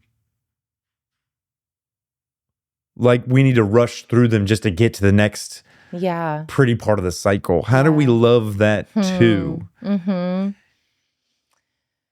I mean, doing yoga. Doing yoga. I think it does help. I am trying to remember the exact quote. I don't know if it is. I think there's a quote somewhere, and I don't know if it's someone I knew personally who used to say it all the time or if it's from something, but it was, and I'm not good at quoting, so, but it was along the lines of like, the more you're practicing yoga, like the more you're going to become aware of how different things are affecting your body. And you're going to want to start craving different things. Like you're going to notice you can't eat, right before you're doing a ton of forward fold. You're going to notice like what you eat is affecting how you feel during your practice. And you're going to notice then like what things feel good or don't, like regardless of if you're practicing or not. You're going to start making different choices. And, you're probably going to start like sleeping differently and being more mindful. It depends also on like, it depends. It depends on a million different things, right? But I want to say like the way that we approach yoga at our studio, it is sort of not just what are you doing on the mat, and we're not just here to like look good in our yoga clothes or whatever, or whatever it is. It's not just about the physical practice. It's about all of these other aspects of the human existence that are incorporated in the practice of yoga. And I think the more you start to become aware of and are intentional in incorporating all these other aspects, I think changes just start to happen naturally. And it's like you start to change one thing and you might notice like how you feel better. And then that leads to changing something else, Yeah. Some kind of natural change, it's not authoritarian. It's not discipline. It's really like, I just feel better when I do this. So I'm going to do that because I feel better when I do it. Yeah. And then so you slowly, like a plant moving towards sunlight. Yeah. Like it's not like a bonsai. Right. Where you're putting wire in there. It's really just like I'm moving towards the light. And light is some sort of health or wellness or comfort. Yes. And equally, like when you're tending to a plant, like noticing, when I water it with, the remnants of my tea, it doesn't do so well. It wants just water, and making those changes. Like I think we notice the same things we're nurturing in ourselves, hopefully, right? But it's, again, sometimes it takes breaking that cycle. I think sometimes we can get so used to not feeling good that we don't even realize, and we're just doing the thing that might, hit the dopamine in our brain or, whatever it is, then that will keep you locked into a certain cycle. And you have to be, breaking those kinds of, you have to be really intentional and really motivated. Our brain is so powerful. It can make any cycle good, even if it's maladaptive. Yep. I've been stuck in my life in cycles of you call them addiction or distraction. We can call them maladaptive coping strategies or whatever we want to call them, where my brain was like fully on board with them being great for me. Yep. And that I'd need them. I would say like, this is how I medicate my ADHD or all. Sure, I get my it. mental gymnastics are like, I'm like Olympic level 10 gymnast. Yeah. Give it a 10. Yeah. Give it a 10. Like 5 judges, 10 out of 10. This guy, he wins debates on that stuff. Yeah. And so there's this like, how do I step back out of my own bullshit field and really look with awareness? I think what you're speaking to is it starts with awareness, which so many people do. I mean, hopefully. Yeah. What's going on in my body as a result of these? Yeah. Sometimes it starts with the body, like the body will start to, well, I think it starts to whisper Yeah. little things. And then maybe it starts yelling. And then it starts yelling, and then it might just stop you in your tracks. Yeah. Right. But each step along the way, it's like we have the choice of bringing our awareness to the reality, the full reality. Mm-hmm. But again, like that's our free will of choosing, do I actually look at what's being illuminated, what's being shown to me, and then am I actually willing to like make changes, Yeah. navigate those places. Probably holistic too. Like your communities probably gives you whispers. Oh, yeah. Oh, I'm sure. Like relationship. There's like nonverbal communication. Yeah, all that stuff is like, what's my health like? Mm-hmm. Mm-hmm. It's so complex. It is complex. I wish it was simpler, Hollie. I know. I wish there were a manual, but there's not really. Yeah. There's, I think once you get into a lot of philosophy across cultures, I think there are common threads that loop them all together. And I don't know that you have to be an expert in any single one or in all of them necessarily. I think that's what I'm trying to say. I don't think you have to be an expert in all of them, but finding some things that are meaningful, that can kind of guide your path. Yeah. Especially initially.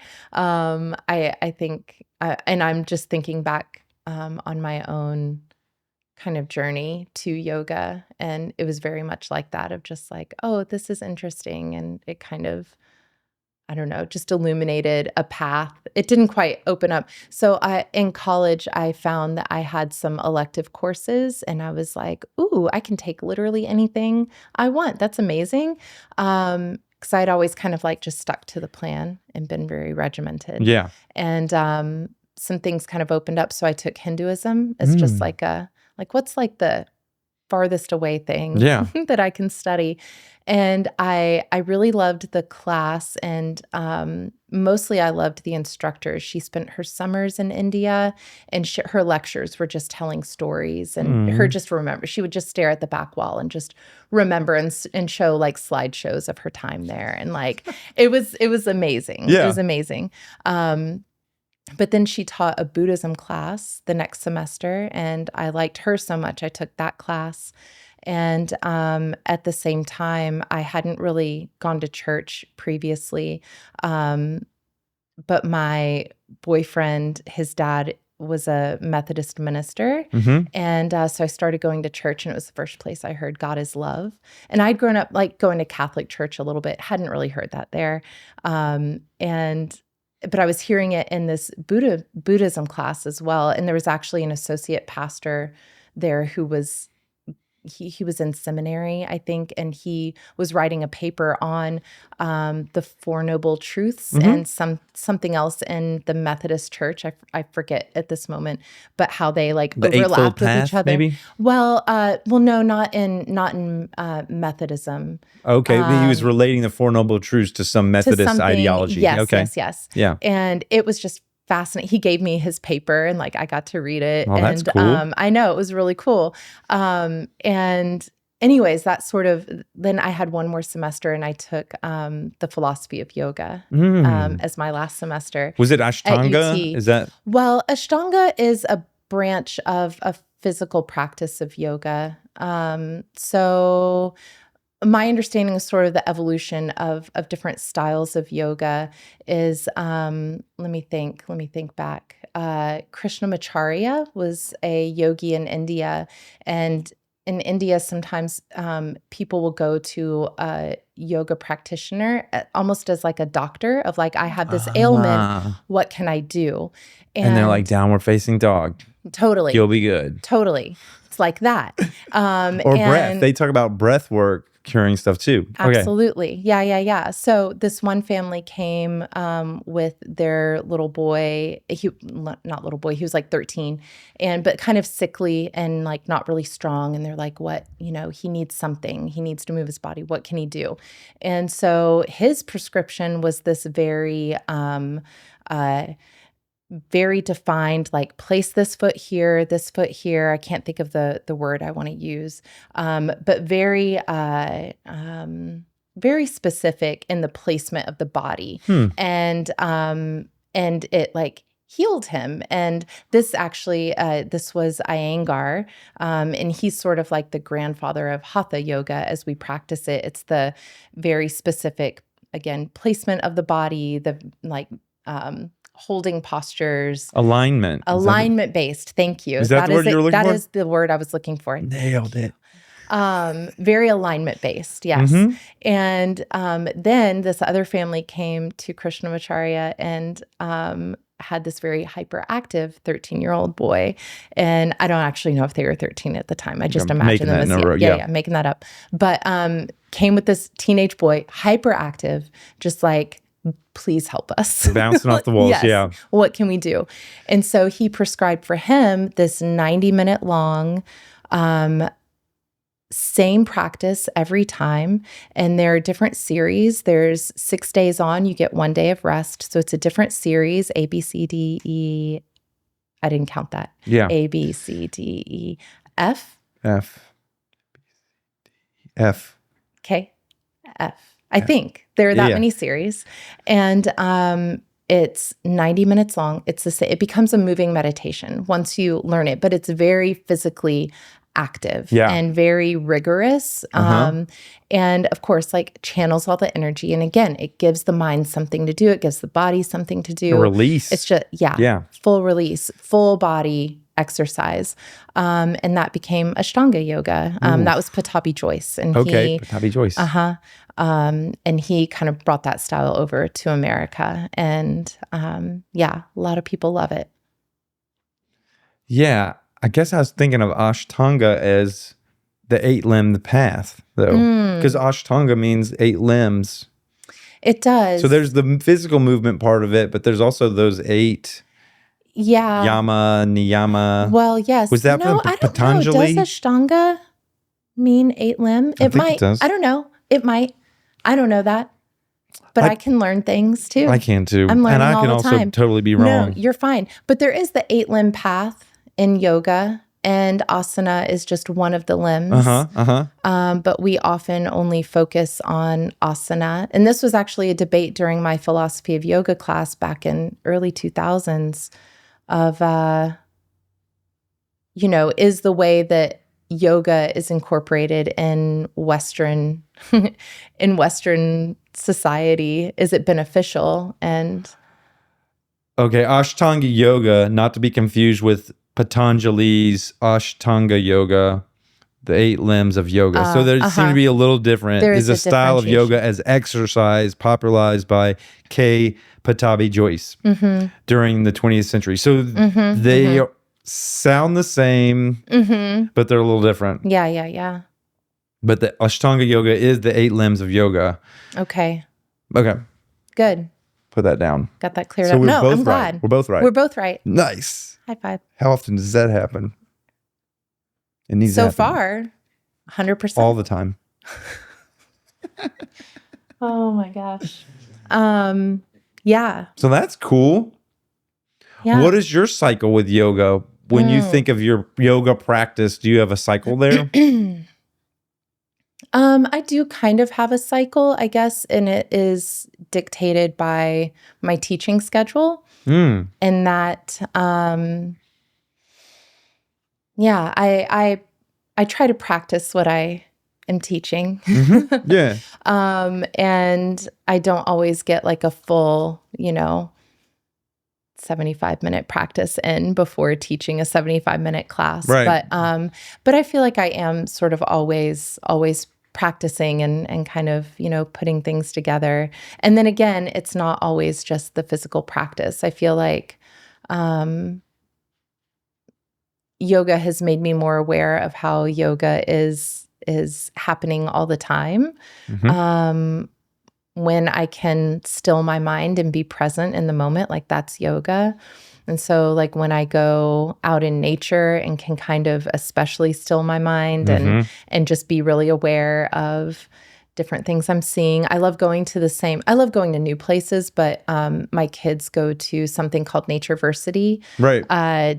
Which is down at Mary Moore Seawright Park, for those who know. And it's just a lot of open space to go. There's some trails. There's like some places you can feel like you're exploring, but not really. You're never too far from a trail. But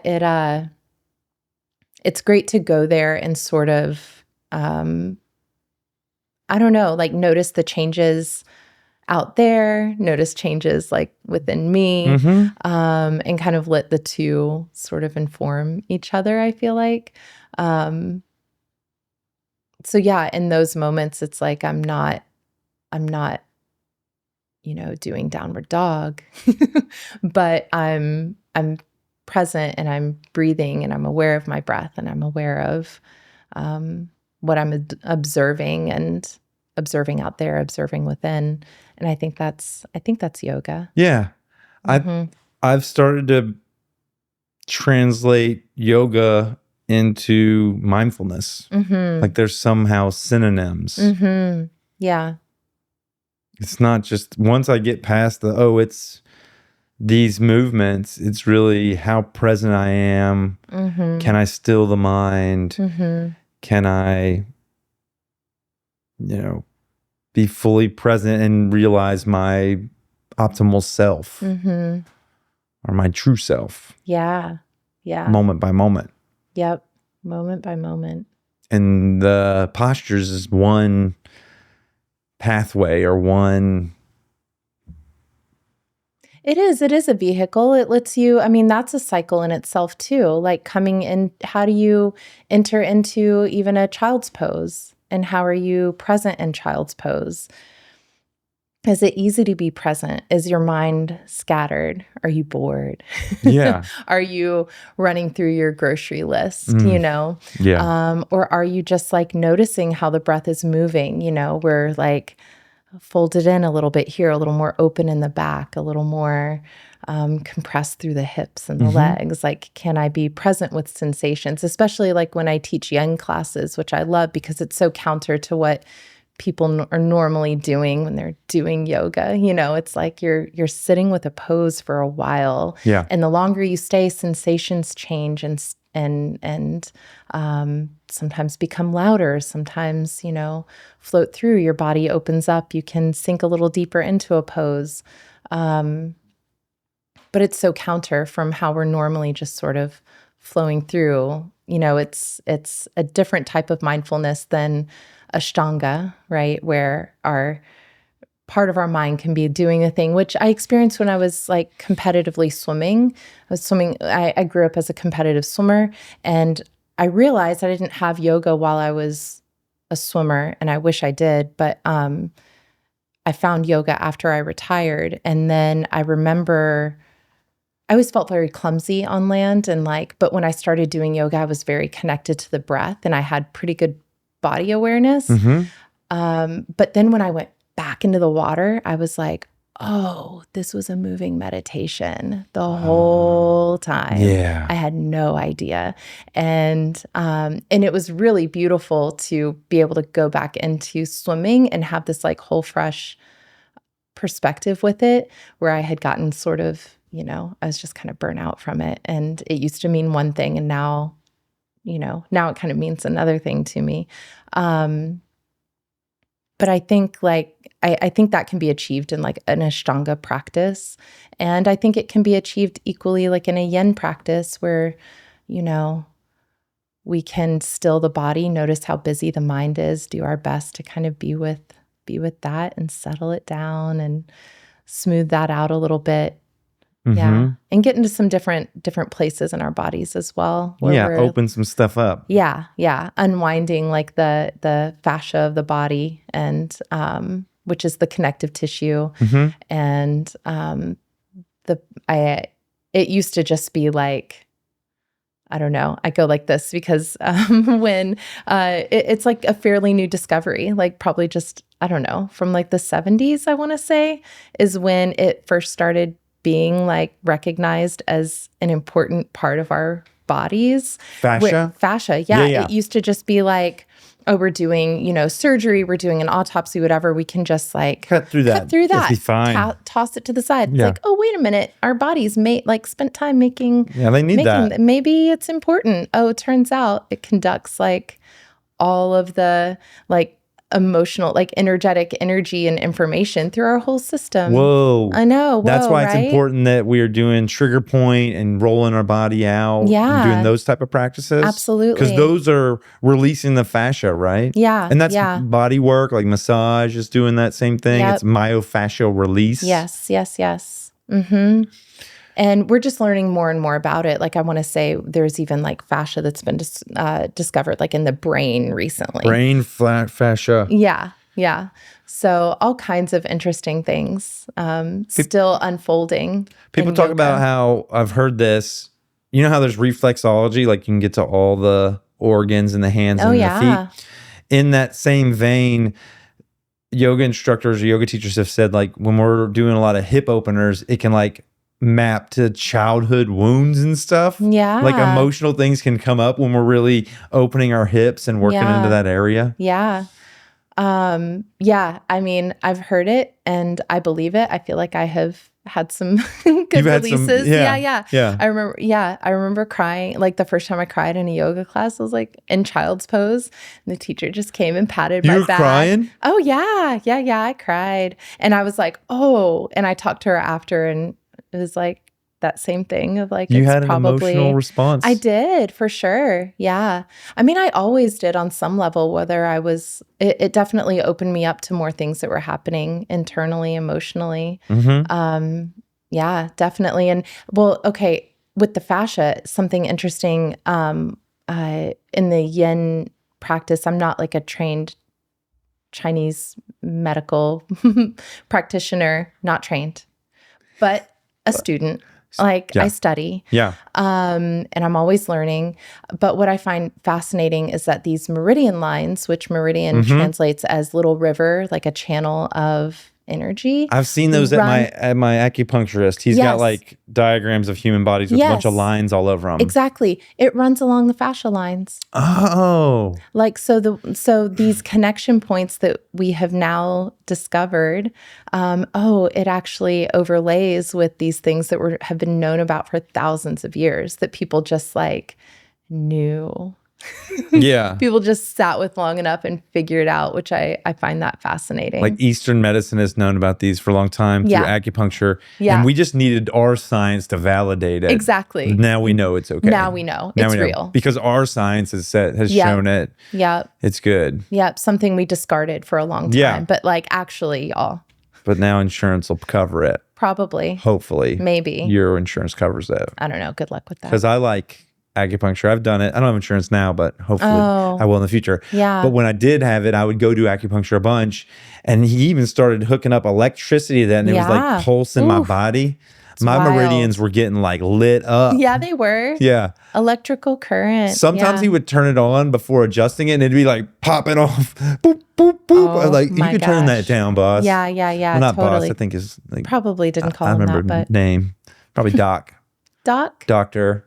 Did you call him Doc? Probably. That's neat. What's up, Doc? I like that. I got a question. Oh, yeah. Another question. Oh, yeah. I don't know what number we're on. I'm not keeping track. Neither am I. Good. There's not a tally. Is there a cycle, a regular cycle to a yoga flow? That's a good question. Because I've noticed some things. I've noticed that oftentimes there'll be a back bend at the end, like a bridge pose, or they'll be leading us towards Shavasana, or I've noticed they'll be like stretching at the end before the back bend, or we'll do thread the needle, or what's the thing where you put your leg up at the top? Pigeon pose, or figure fours. And then we'll also have some stretching at the beginning, and then in the middle we'll do a lot of more kind of vigorous, or you'll do your like warriors. You get your warrior energy out in the middle. Am I tapping into something? Is this you're noticing a practice? Absolutely. Of how y'all do it? Yeah. It is. That's intentional. And for me, it depends on the time of day that a class is.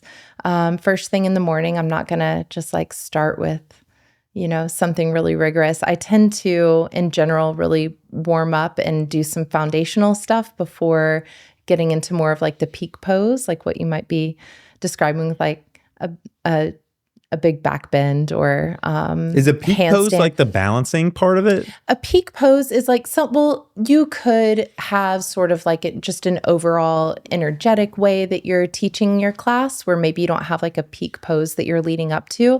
But some poses require quite a bit of warm up. Like if you were going to do wheel pose or if you were going to do a headstand or something, you would need to warm up the body in such a way so that it is flexible enough to reach that posture so that you're feeling engaged in the right muscle groups and that, to hold a handstand or a headstand. So yeah, there is a lot of intention in kind of building a class and then being able to release and come back down and not just send you off after, okay, that big back bend and then just lay down and rest and then you're out of here, like there has to be that reintegration and kind of resetting the spine is how I look at it. And, but even, within that, there are kind of smaller cycles at play where like I was taught you don't teach like a back bend and then a twist. You always need to go through a forward fold to reset the spine because that's how our, we're sitting technically in a forward fold right now. And that's how our spine has to reset, right? Like our, yeah. Oh, yeah. Right? You got rules. Not rules, but you have like... Well, we have some guidelines. Like, for the safety of the body, for Is there the a bunch safety of the them? spine. There aren't too many that I'm really aware of. I mean, the way I was taught it is, I pay attention to the time of day, like I said, and, always like move through it's like you should. Yeah. It depends, right? But it's like there can be maybe two back bends in a row or a twist and a lateral, but then you need to come back through a forward fold to reset the spine and keep everything flowing there, or else just a lot of tension can build. Yeah. And I don't know. I agree with it. I've practiced and I've done practices where that hasn't been the case, where maybe some, two postures that I'm trying to think right now if like my mind affected. Yeah. If there was like a psychosomatic, unhelpful, like a response to it. You know what I mean? You would know, hey, this isn't good. how you do it. And then your body's like, we're going to validate that. Yeah. I hurt down there now. We're a team. Yeah. Totally. Like that mind-body connection. No, absolutely. Which could be, but, I can understand, I think. I don't know. I try to honor that because I've practiced it enough times to where, it's a ritual. It is a little bit, but there is generally that wave of a class, beginning, middle, end. Did you write out your classes in your journey as a teacher? Did you ever like write out, I'm going to do this one, and then I'm going to do that one? And I still do. You still do? Mm-hmm.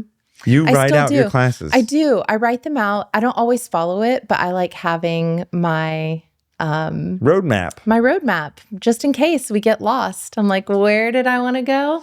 Yeah, I have it. But then sometimes it's right on point with like what people come in with. And then other times I have to like scrap the whole thing. And I'm like, well, this isn't going to work at all. Mark out growth and write down cycles. Totally. Sometimes you have to do that. Yeah. There are some classes, like my kids' classes, I don't really plan out. You improv them. Yeah, improv them. So there's some things that I do that are, I don't know. I have like my bag of tricks sort of for how we warm up the body. There's a flow to it. There is also a beginning, middle, end that they can expect. I think there's something to be said for people feeling comfortable enough, because yoga is also a very vulnerable space where you are potentially meeting some emotions that maybe you haven't met recently or ever. And so for someone to feel safe in that space in their bodies, like I think there has to be some amount of predictability as well. And the first time you're stepping into something, you never know what you're saying yes to and what you're stepping into. But I do feel like I structure my classes in a similar way. And I have a hard time breaking free of that too often because, I don't know, people come to know what to expect. And I think there's safety and security, and, then that gives them an opportunity to be more in their practice. That continuity and consistency. It's the boundaries. Yeah, you give the known boundaries. Yeah. Allow people to be free within that structure. Yeah. I've thought about what you said about it being a vulnerable and authentic, or a vulnerable and space, an intimate space. And it really is. And the thought I had is like, I stretch my butt all the way out. It is my butt is just as stretched out as it could be. And I'm just like, that's an intimate expression. Yes. Not just the butt, though. True. My butt's all the way out there. And look around. Everybody's butts are just as stretched out as they could be. I know. Yeah. And then sometimes I'll put my arm into a position where, like, if someone came by and stepped on it, I'm devastated. Yeah. Destruction. I'd be no more arm. No more arm. Right? No. You know the one where you, like, You're threaded? Yeah. Or what's another one? There's a couple of them where, like, my arm is in a vulnerable position. Don't you think? Well, why are you laughing? No, that's true. I guess I'm laughing because, like, when I play the ocean drum during Shavasana sometimes, and I'm like stepping over people, I'm don't like, step please on don't. the arm. Please don't. But Shavasana is probably fine. You know how, like, I don't know. You know how like, when drunk people get into a car wreck, they're always fine because they're loosey-goosey? That's fine. Oh my gosh. They're not that's always so fine. Funny. Forget what I just said. But, oh my gosh. But like when we're in Shavasana, we're like, oh, jello. You step on an arm, leg, we're probably like, I didn't even feel it. I'm already dead pose, But some people might be holding on. You think they're rigid? I don't know. Sometimes I think there is that vulnerable space, and like, can I fully, The Tao Te Ching, man. The grass, the flexible grass does not break. It's the so rigid branch. The rigid branch breaks where the flexible. I talk about that with trees all the time. Like when I'm doing it with kids' classes, especially, will be a mountain, and that's very strong, and then will be a tree, and that's strong in a different way because of its flexibility, ability to move with the wind. Yeah, it's true. Big intimacy in that room. Yeah, big time. There have been times where I've set up like in a circle where everyone's mat is at the wall. With the idea of that being, I do that in like my crawlers and toddlers class and in the kids' where they'll classes. be looking at the wall. We'll look at each other. Yeah. Which is interesting because you have the wall right there. That's always at your back. You're never really like exposed to anything else. I tried that in a yen class once. It didn't bode well. It wasn't terrible. It was just different, and it didn't. I haven't done it since. I wear regular clothes to yoga. I wear shorts and t-shirts and stuff. Yeah. Tank tops. But I also cycle. I ride bikes. Yes. And I used to just wear regular clothes cycling. But this group that I cycle with, they were like, hey, man, you need to wear some kit. They call it kit. Okay, That's the uniform they wear. Yeah. And it's one of the guys, but they know I'm doing this show, and then I'm kind of like tight belt. I'm like not spending any money on anything. Yeah. And they were like, well, we want you to have this experience. So they brought over one of the guys, Trevor. Thank you, Trevor. Awesome gift. Brought over some of this kit, these like bibs and shirts, and they were all like super tight. Oh, yeah. Like I feel almost like a superhero, but I feel kind of like badass. I like put it on. I'm yeah, boy, I'm like looking good. Totally. I wonder if ladies feel that way in yoga, because ladies come and they're like they have that bike equivalent equipment in yoga. It's true. Why aren't the guys doing that? Why don't guys start to like rock some like full on superhero cape and everything? Do you feel like that when you wear those yoga pants and stuff? It's funny because I transitioned to not wearing tight pants anymore. Why'd you transition? You cycled. This is a part of your cycle. It's part of my cycle. But you did wear them before. I was in them, yes. And how'd you feel? I mean, I felt, I did feel like I was putting on a uniform. Like it was like my teaching clothes, and it's still teaching clothes. Yeah. Well, I mean, it is my, I'm did you teaching feel powerful? Yoga. Not really. I don't know. No. I can't say that I did. Okay. But I can respect that. No, I want to know your experience though. I guess I just started to feel like too constricted in it. Oh yeah. Well, it's hugging your body. It is hugging really and big time. Yeah. So I have started opting for looser pants and Uh-huh. Yeah. When did you go into that part of your cycle? It's fairly new. I don't know, like maybe last summer. I don't know. I'm not sure. Yeah. I'm not I think exactly sure. Yeah. Maybe about a year. Uh-huh. I wondered why Feel ladies great about it. wore those tight pants. I'm not sure. I think just yoga pants haven't always been like that either. They haven't? It's funny. Well, for a long time, it was like a little tighter and then like kind of flared at the bottom. It was very, like a bell bottom? A little bit bell bottom. And then they went to like 3/4 length and a little bit open, still kind of flared and open, a little loose.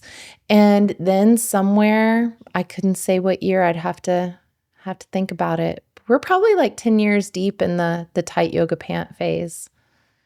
A lot of more people are coming out with like the harem, like the real super baggy. I can't go there. You don't go there. But like I appreciate it. I love it every time I see it.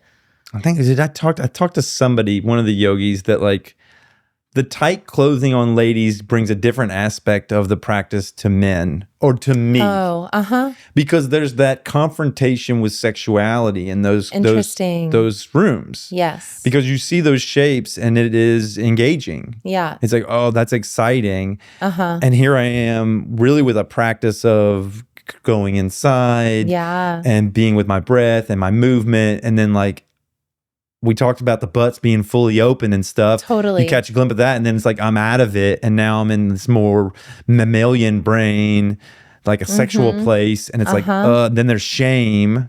Yeah. It's like a whole bunch of stuff, and I'm like, gosh, can we just help everybody out? But I think maybe it's good for me to be with that stuff. I think it is. I think that's actually really wise to even be able to notice that like I go through this whole cycle and I can recognize it. And I think perhaps somewhere like in the recognition of it and even like being able to articulate it. I'm scared to talk about it, to be honest. Sure. Yeah, I get that. It's a brave space. That is, yeah. But to be able to be like aware of it, because then I think if you're aware of it, it won't like catch you off guard. Yeah. You know what I mean? Because it's like, okay, I see you. I know that that's happening, but I also know like who I want to be and how I want to feel and like the space I want to be in and the space I want to create. So like I am aware of that and I can like that's the thing. It's not that's not like ignoring it and tucking it away. We gotta fold it in like, some way. Yeah. But you can just like let that, you're like, okay, you're there. Like it can be there or not. But I'm not gonna like hook in and spend my time. Like, I'm not going to pull you up in a chair next to me and we look at the world together. Yeah. Like, I have a purpose here. I'm here doing yoga. This is, Yeah. That reminds me of a poem. I can't recite it. The Guest House by Rumi, where it talks about like this living is a guest house and we welcome all of our emotions. We don't know like what they might have in store for us. Are you pulling it up? I am. Is that okay? Yeah, that's great. Is it The Guest House? It is, by Rumi. I love reading poems and these things. The Guest House by Rumi. Do you want to read it or do you want me to? Oh, sure. I don't know. You gave me 2 answers. Well, you asked 2 questions. Oh, yeah, I did. That's funny. Oh, okay. All right. The Guest House. I answered it.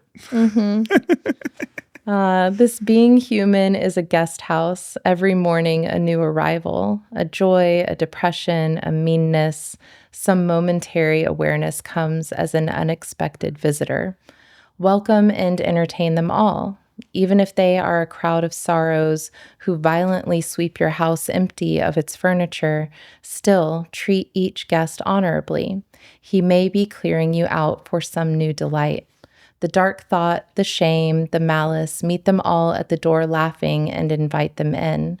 Be grateful for whatever comes because each has been sent as a guide from beyond. I love that one. I love that. Yeah, I read it in class sometimes. I feel like I could read it every time. It reminds me of what you resist persists. Ah, yeah. And loving what is. Mm-hmm. Like being with what is. Being with what is. Yeah. With some level of acceptance. This is equanimity.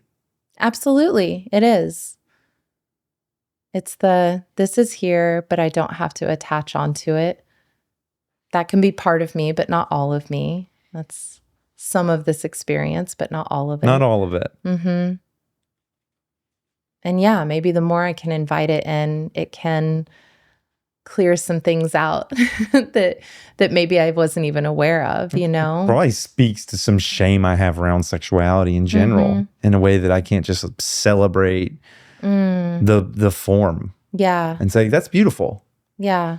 That's a beautiful form. Right.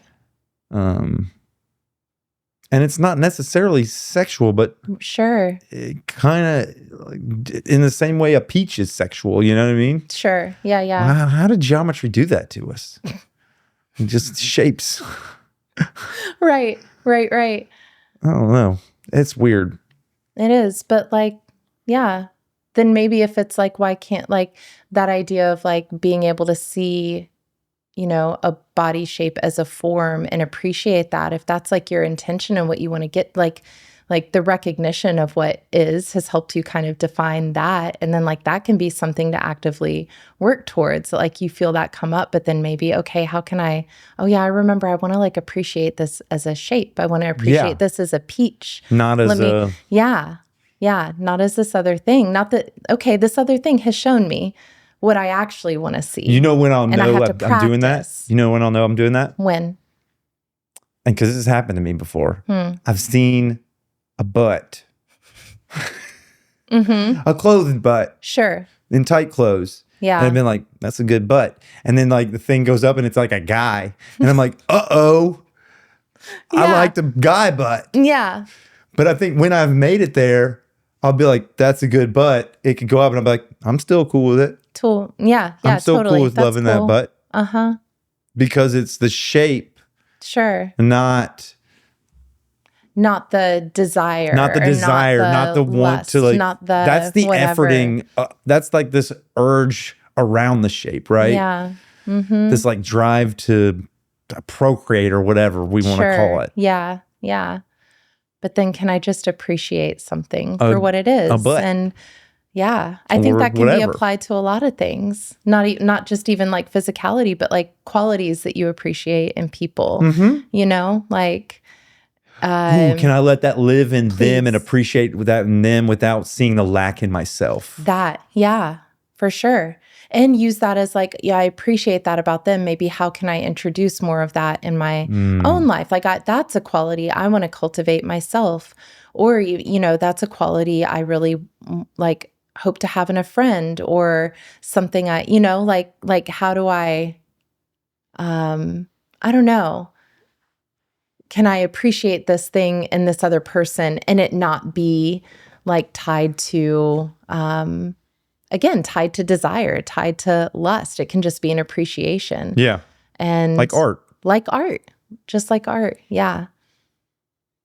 I like that. Mm-hmm. You want another question? Sure. I just gave it to you. Yes. No, that was the question. What question? I know. What question do you think we need to answer? What question? What do you think our last question should be? Oh. What do you want to say about cycles? Okay. What do I want to say about cycles? And yoga and Ashtanga and astrology and naturalism and all the things that oh my gosh. You're such a traveler within. You're a journeyer within all these things. Yeah. Well, I mean, I feel like I can talk about them for a long time. And like we talked about earlier, it's there are cycles within cycles happening all the time. And one of the things, I'm always trying to not bring in too much astrology into just my yin classes, even though my study of yin and the fact that I get to intentionally teach those classes, prepare for those classes, think about those classes twice a week, it keeps me kind of in that space. And I don't do quite as much with astrology consistently in that way, mostly because I'm living a lot of astrology right now. My chart is kind of lit up in a lot of ways. Really? And so it's kind of intense to look at all the time and not get too, I don't know, worried about That sounds really dramatic, but but there's a lot that's happening, and I'm living it, and I'm like, okay, I'm vaguely aware that these things are in the future, even, happening right now, and like, okay, I'm aware of that. But when I'm thinking about like seasonally what's happening, and with regard to how I teach the yin practice, which Chinese medicine runs through 5 seasons and focuses on different organs that need support in any given season. And then there's elements we can work with and emotions we can work with. And the more that I'm studying these things, and I'm seeing correlations with like the zodiac signs that each of like, in spring we have Aries, Taurus, and Gemini, and how just how much of like the practice of yin yoga, as I'm teaching it at least, like correlates to these things, and they sort of like weave in and out of one another. And anyway, so then I teach like workshops that more intentionally focus on these two things and how they correlate to one another. So I don't know. What do I want to say about cycles? I'm just really, I'm constantly fascinated with, I don't know, like the cycles of our lives, how we are coming to, it's April 1st. Oh, it's my friend's birthday. It's April Fool's Day. It totally is. We didn't fool each other. Or did we?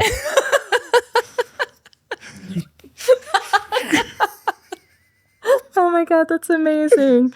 That's amazing. Which I love. Actually, I thought about that. I'm like, oh, why did I like schedule it for April 1st? It's fine. But I love that you use the Fool card as your I do. Yeah. on your thing. I'm like, yeah, that's appropriate. That's great. I'm the Fool. Oh, well, yeah. The Fool's Journey. I love it. Yeah. I love it. My friend who is an astrologer, I think his whole thing, I don't know if he still uses it, is the Fool's Inclination. I think, is that what he says? Is that his website? The Fool's, I'll have to look it up. I haven't looked it up in a long time. Anyways, his name is David. Okay, cycles. So, okay, we're at April 1st. Like, we could, in theory, like look back at all the April 1sts in our lives and see if there are like reoccurring themes. Like maybe there are.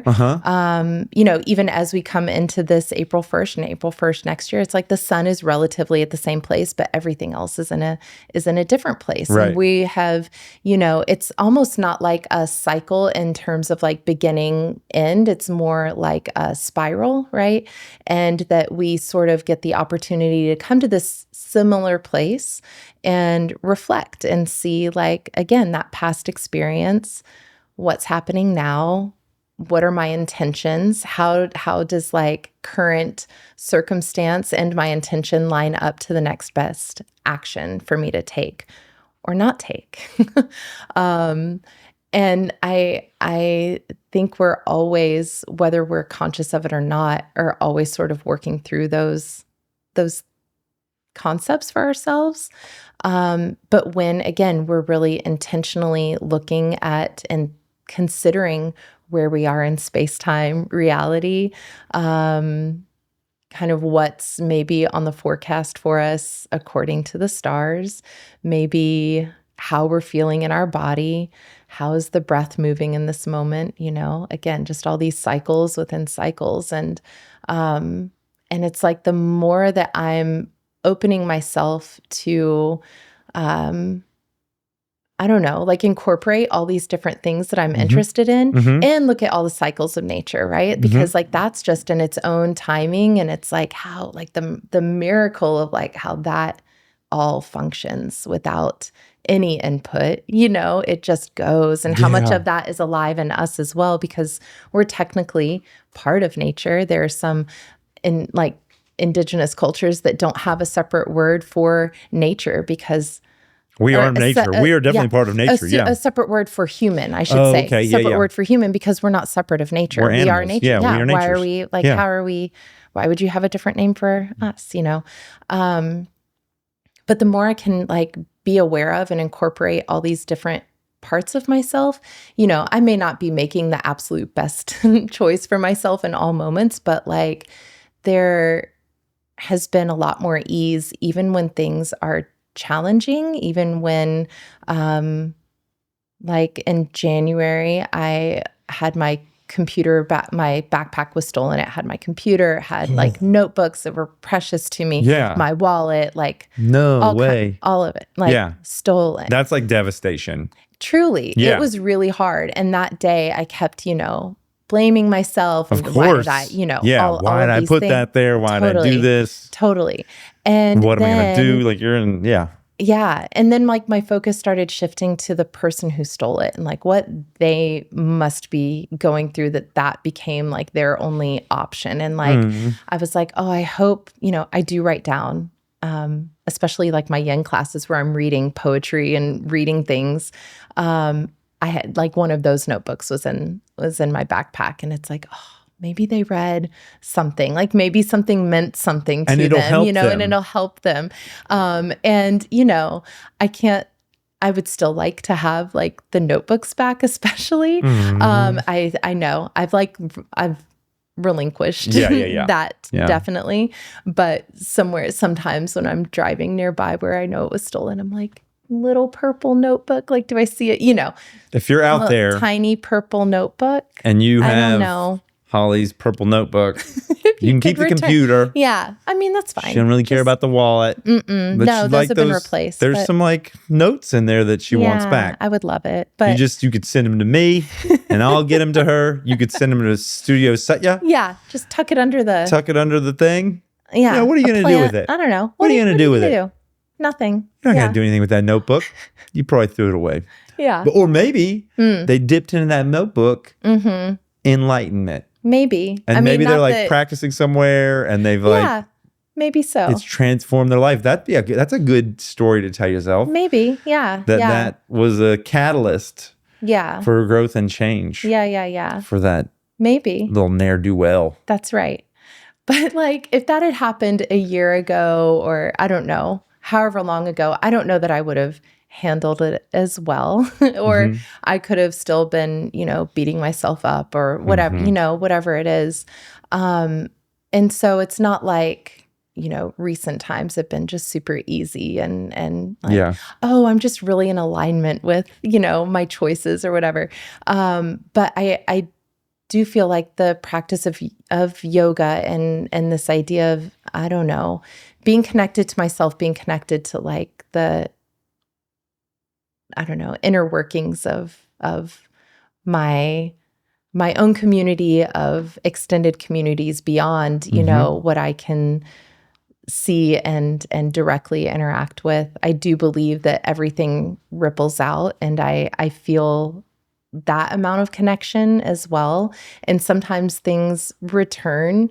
And I feel like that can be a cycle, and it might be returned in, kindness of a stranger, in a serendipitous interaction, and where just, how did this thing line up, and I don't know, just being like paying attention to all of it. And I think the more that I'm incorporating all these parts of myself and like letting that be known, also, I feel, I don't know. I don't know exactly like everything I'm saying yes to or how the path is unfolding in front of me exactly, but like I have some clarity in that like this path right now feels really good.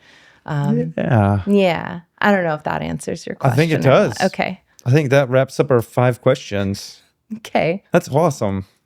Cool. And normally after 5 questions, we do like some fun improv time. And I think like we could play improv games totally. I love doing that. Yeah. I kind of want to fold in your love of astrology. Ooh. And maybe I could find my chart really quick. Sure. Is that something you could read and we could discuss? Yeah. And would that be That'd be fun fine. and playful for you? Sure. I mean, that's the most important thing. I can even, I have a program on my computer. You have a program? What does it do? Well, it just like creates your birth chart, but in a way that I'm used to reading it. Yeah, let's so do something it. that I Let's talked do it. about. I'll go get my birth certificate. You'll need that, won't you? I mean, do you know what time you were born off the top of your head? That's why I need to get the birth certificate. Get it. Yeah. Well, I didn't know. It's not a formal thing. Oh, I've got to fill out. Do I need my social security card too? Yes, blood sample. Just kidding. All right, I'm going to go grab it. You use your computer. Well, yeah. I'll explain it. Whoop. Certificate of live birth. You're alive? That's what I got here. State of Mississippi, you guys. Here, what's the date? Okay, the date. Oh, September. Why am I looking at the paper? I know the date. That's the part I have. No brainer. September the 12th, 1977. Okay. What time? 4:17 a.m. Dang. Mom was up. Yeah, she was up late. Wow. That was probably like one of those, like, I was in labor for 14 hours type of stories, huh? Yeah. Probably. Where were you born? Meridian, Mississippi at Jeff Anderson Memorial Hospital. Do you need the address of it? Okay. The state registrar was Judy Mulder. Judy. Old Judy. She's state registrar. That's right. Mississippi State Board of Health, y'all. All right. So. Oh my God. You're going to have to take a picture of that and send it to me so I can share it with the people. It. Yeah, cool. You want to share it? I'll definitely share it with the people because you're going to talk about it. I want them to have a visual representation of it. Oh, sure. Yeah, that's great. Okay. Oh my goodness. Yeah. So what I had, are we good? Yeah. Okay. What I had kind of talked about before. So this is like, so I use something called the whole house system, where it ends up wherever the horizon line was when you were born. That's called the ascendant. Okay. So you can think of that as like if the sun were rising, you know, that's like the point of at 4:17 a.m. The ascendant was at 19 degrees of Leo. So you're a Leo rising. I'm a Leo rising. Leo rising. Oh, and your Virgo sun and moon. I'm a Virgo sun and moon. Yeah. Almost. You're right before a new moon. Okay. So the moon was just about to come into conjunction with the sun. And Mercury is co-present, which Mercury is the ruler of this sign, of the sign of Virgo. It's actually one of its homes, and it's an exaltation, meaning it's really strong there. So the way that the way that this is all divided, so whatever house the ascendant is in becomes the... You're good. I like it. We're moving around. I'm just... Yeah. You're good. That becomes the whole first house. So the then... ascendant, let me make sense of this. So when I'm born at 4:17 a.m. in September, there's the sun is setting somewhere. Is that what you're saying? The horizon. When you say the horizon line, what does that mean? That is like if the sun were to be rising, it is where the sun like peaks over the horizon line, right? Where it is. And what so that establishes astrology, what stars are behind it at that time? It just locks in like where, so when you were born, this is where all of the visible planets were. I don't have the outer planets. Okay. I don't have like Uranus and Neptune and Pluto showing right now. Okay. So it's all just the visible planets that we can see with our naked eye. Yeah. So like I can even, let me go forward a couple days. So someone were born... Here, let's flip it and I'll just put it at chart 1. So if someone were born on September 17th at 4:17, the ascendant is still in Leo. It's at a different time, or it's at a different degree. Okay. And the moon has moved over to Scorpio. Whoa. So they have a different, right? So in like Vedic astrology and Indian astrology, we look at like the top 3 as like the biggest definers of like who you are. The top 3 are your ascendant, because it moves the fastest. Okay. Then the moon, and then the sun. And all those for me were in Virgo. You are a Leo rising, Leo ascendant, and then you have Virgo moon and sun. Okay. So here, I can show you maybe a little bit better. Oops. No, let's check. Let's bring you Philip Jones. Boom. Jones is your last name, right? Jones is my last name. Yeah. Let's see. Okay. So I can show you by hour just to show you like why the ascendant is important. So if you were born, because it moves fast. It does, every about 2.5 hours. So if you were born even an hour later, your ascendant would have become Virgo, and then you would have had like your main 3, which some people have. Yeah. So, but I'm Leo ascendant. You're Leo rising, Leo ascendant. Rising. Yeah. Yeah.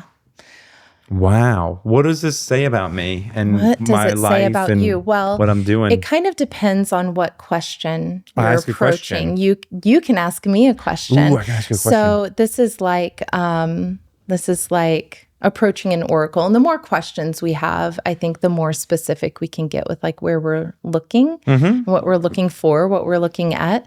So yeah. Do you have any questions? I have questions. Okay. Of course. Ask a question. Given that for like 10 years, when I got divorced, I started software engineering, and I did that for 10 years, and I found that it wasn't serving me very well. I like had mental and emotional kind of challenges from it. I went on like short-term disability a couple times. Yeah. It just really wasn't great. And so I stopped doing that, and I started this TV show, and I've kind of thrown caution to the wind and like thrown all of my energy and attention and into it, hopeful that I'll be able to find kind of like a frog jumping off a lily pad blind, like a blind frog jumping off of a lily pad. Yeah. Hoping that there's a lily pad on the other side. And so I guess the question I have is like, is this crazy? Is this stupid? Will I be able to find some like sustenance from this endeavor? That's definitely a big question that's with me all the time, and whether or not it's foolish to be doing it. Yeah. Let's see. I'm just getting a feel for some places where you are in your chart. Let's see. When did you start doing the show? The show. Yeah. It was about, it's been more than a year, a little bit over a year. Okay. I can tell you when I did the first one. I think sure. I started doing it when it was like October of last year. Okay. 2024? Maybe it was 2023, because I've been doing it a year and a half total. Okay. Yeah. But I know when I released my first episode. Okay. I can tell you that. Sure. But like I started doing it because I had to learn all the equipment, and I had to do a bunch of stuff before I actually released one. Yeah. I'll look and see when my earliest release was. I think it was like, I recently had my 1 year anniversary. Yeah, that's awesome. Yeah. I just have to scroll to the beginning. No, you're good. It's like hundreds You of post a lot. I know. No, you do. It's great. I try to. Well, I guess I do.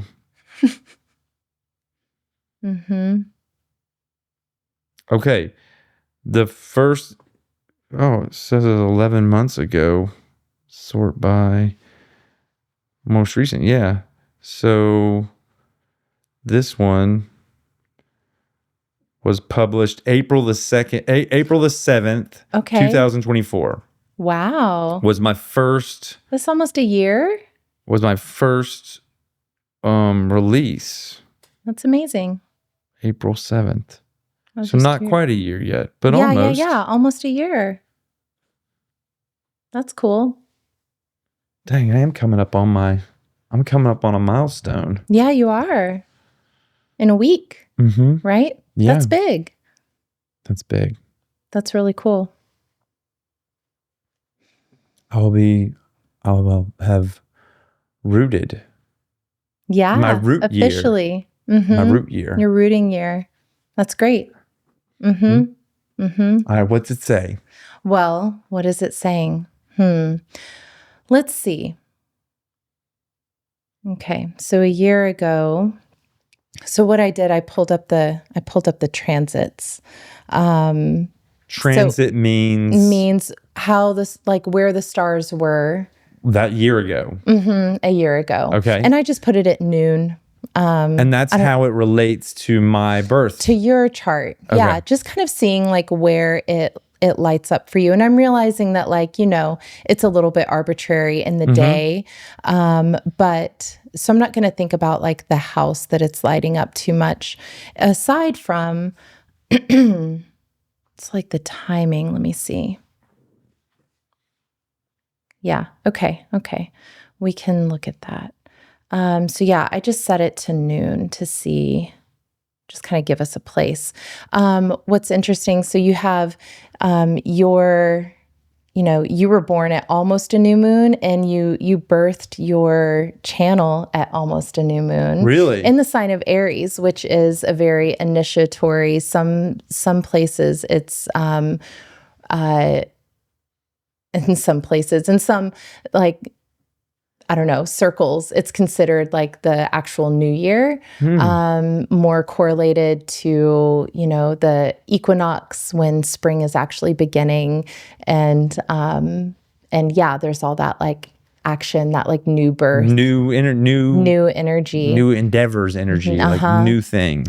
Exactly. So I started something new at a time when I was supposed to. Yes. Well, And it may be like this sense of like starting new things. Like, I don't know, it might be something really interesting to look at movements of the moon. And if like around new moons, you have this sort of impulse to like start a new thing, that might be just something naturally that is subconsciously or consciously sort of like always at play a little bit. And then, okay, so the sign of Aries for you is in the 9th house, which the 9th house can represent things of like philosophy, higher education. It can relate to like foreign travel. It can relate to kind of a lot of different things. It can relate to like the law. It's the joy of the sun. It can be very like prominent. It's a very like, I think of like outward kind of things, like teaching, like what you've learned, you start to teach. Ooh. Yeah. So I find it really interesting that you started. And the show is very much about me learning. Exactly. And it's like I learned philosophy. I learned all these things from a bunch of people that are skilled and intelligent in these areas. Yeah. So it's like that matches up. It does, definitely. And I mean, the sun, so since you have Leo as your ascendant, as your first house ruler, that makes the sun sort of your Time Lord. Time Lord. It's an interesting word. No, actually, the sun is my time he's your lord. birth chart ruler. He's your birth chart ruler. Okay, he's my birth chart ruler. Yeah. The Time Lord is more of a perfection. So every year we kind of develop a different house a little bit more intensely. If we think about like when we're born, we're sort of developing our sense of self, like getting into our body, who we are, figuring out our personality a little bit. The second house is more related to like material possessions, your values. You start to become more aware of like your family, that you're part of a family, that you have, certain things matter, certain things don't. Like, we, don't stand on the table. We don't throw our food, things like that. So we can start to think about like how that develops. But again, it is sort of it's a cycle, but also a spiral. But anyways, okay, so this sort of describes like how we assign different meaning to each house. And, as I showed you that, if you had been born an hour later, everything would have been shifted. So it's like every 2.5 hours, like the planets are getting pulled through the zodiac, right? Okay. And sort of like lighting up different places. So in theory, if you were born an hour later, like some things might look different for you, in life. So what am I trying to say with this? Okay. So with the sun, any place that the sun is going to be a little bit more prominent for you. So the sun moves through each sign, in about a month. So you might be more attuned to like yearly cycles, and you might start to notice like that you're, I don't know, that you have more energy in Aries season, that you... Which is in April. Right. It's right now. That's when I have more energy and probably more willingness to go out on a limb. Maybe, yeah. Well, the sun is exalted here in Aries, meaning it's held on high. It's finally like, broken free of the darkness. It's starting to be triumphant and get to where it is actually, the house of Leo. That's its domain, its temple. And so, yeah, once it gets to Leo, you might feel just like super invigorated, like. And that's what month is Leo? It starts August through like August 20th. The end of the summer. Okay. End of the summer. Or I'm sorry. It starts in July and goes through till August, and then Virgo starts. Okay. Yeah.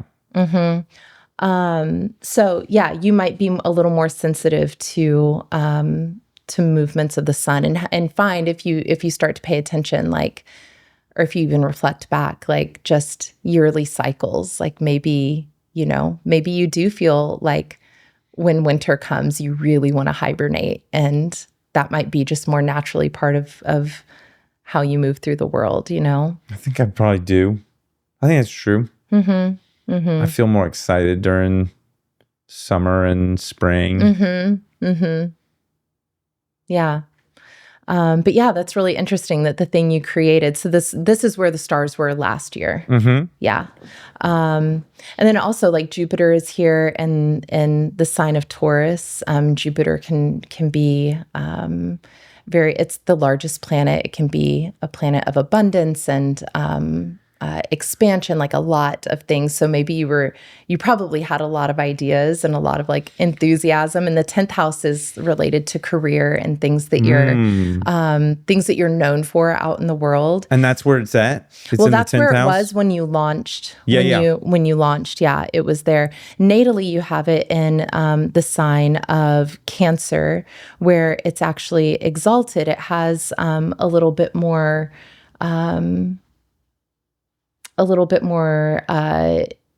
influence. It's this like feminine water temple. It's in your 12th house, which is interesting. I personally, I love the 12th house, but it can be a place of traditionally like sort of, I don't want to say negative things, but more of the things that we don't naturally look at and tend to, which actually it sounds like you have an affinity for being able to turn towards those things. Actually, it's kind of the things that live in the darkness. It's like shadow. It is a little bit shadow. It's like the labor before birth. It's a very liminal space. It's a transitional space. Yeah. It's a lot of like tending of like the death of things, tending of childbirth, tending of those transition places that aren't always, they're not glamorized, you know? Yeah.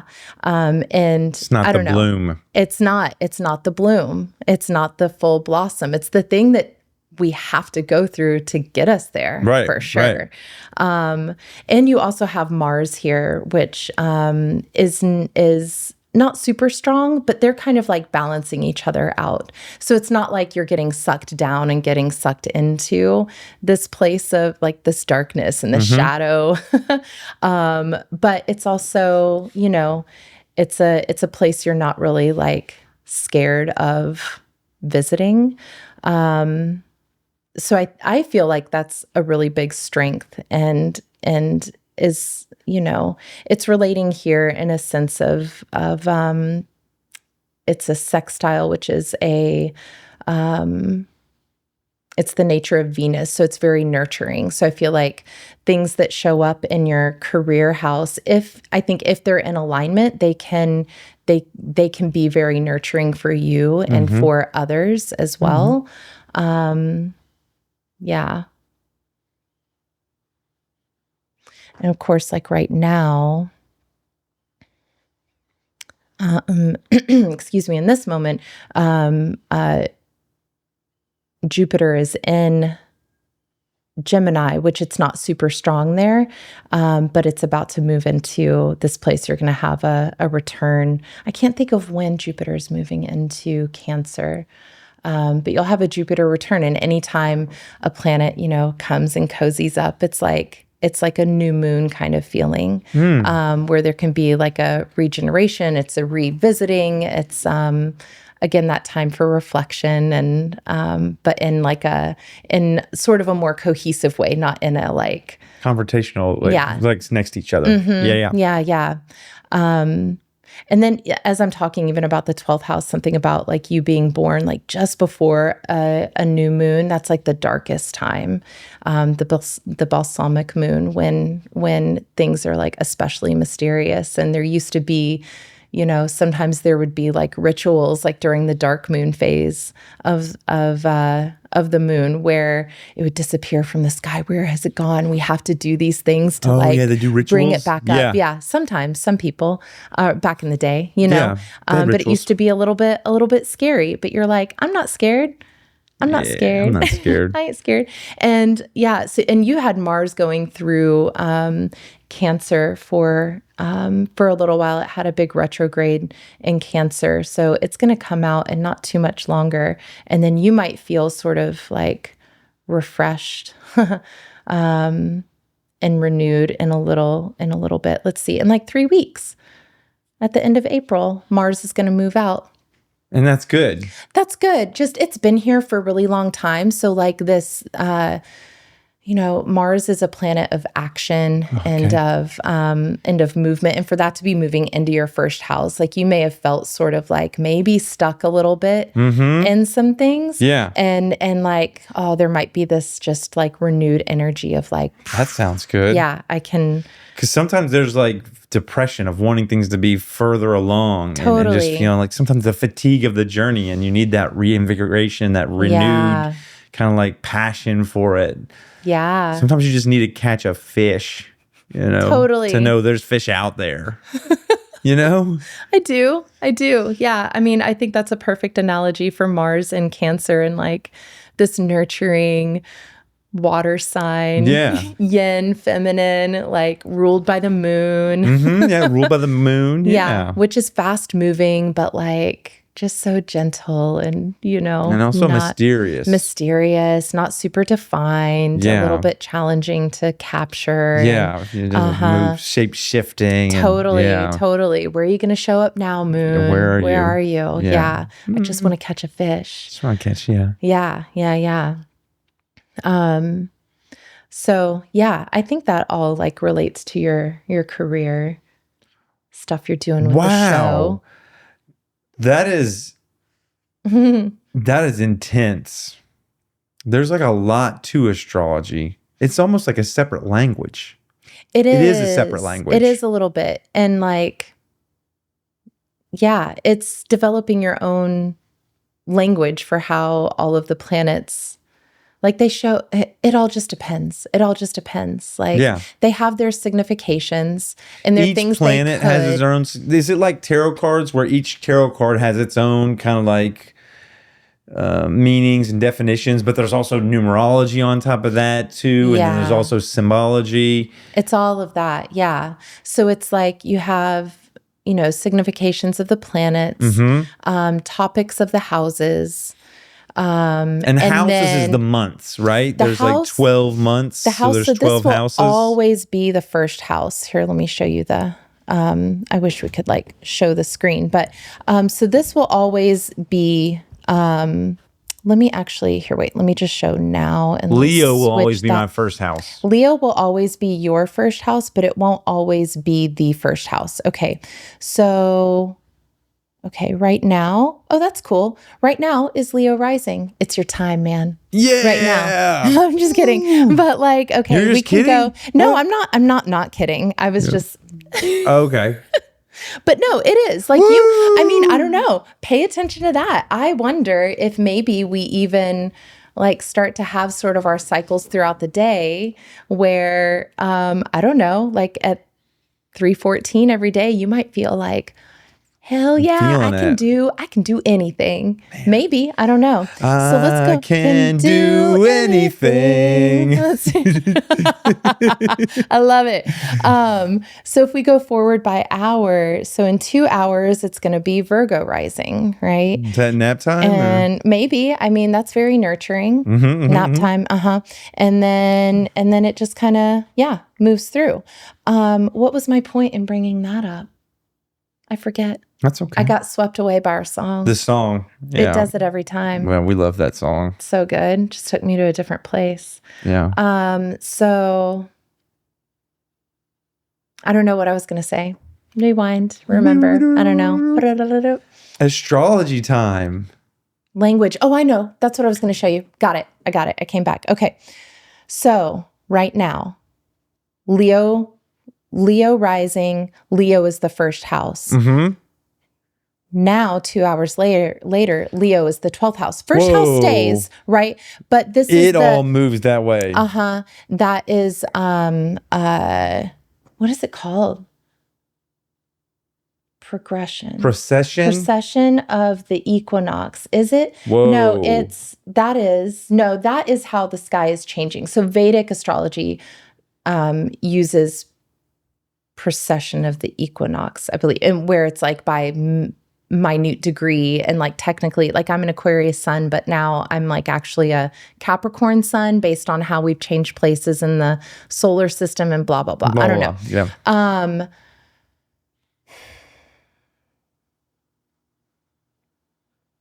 So there's a way that the clock, it's just not accessing. So that you can see how the sky spins every hour or every couple of hours. Yeah. I see that. It significantly moves, right?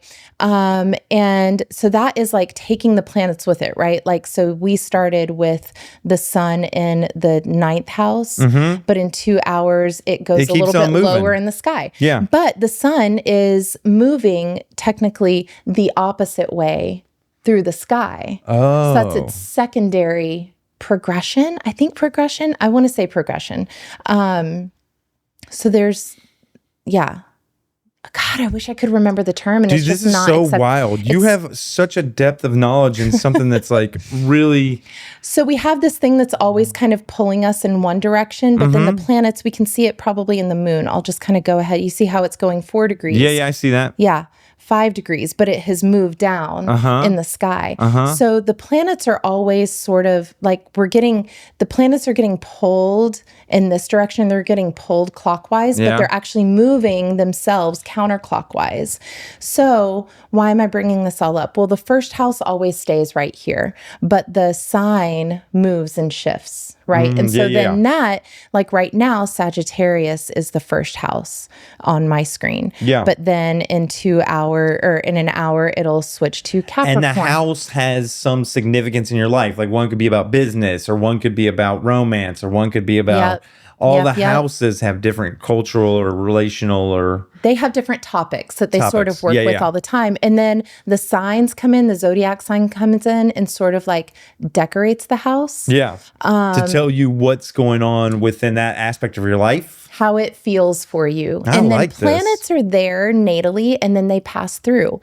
And so a really good way to kind of get a sense, you're tied to the sun because it's your birth chart ruler. Leo, yeah. Yeah, but anyone can do this where they're tracking not the phase of the moon, but which sign the moon is in, because then you start to get a sense, I think, a little more quickly of like how you're interacting with each sign, if that makes sense, and each house as well.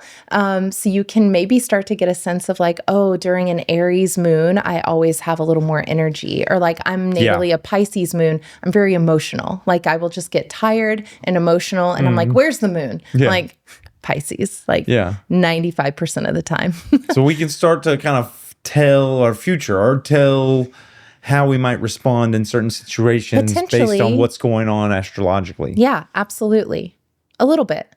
Like we can't predict all of it. It's not, we shouldn't put any bets down on the lottery or on the... Not necessarily. But it can give us some indicators. It can inform, for sure. Yeah.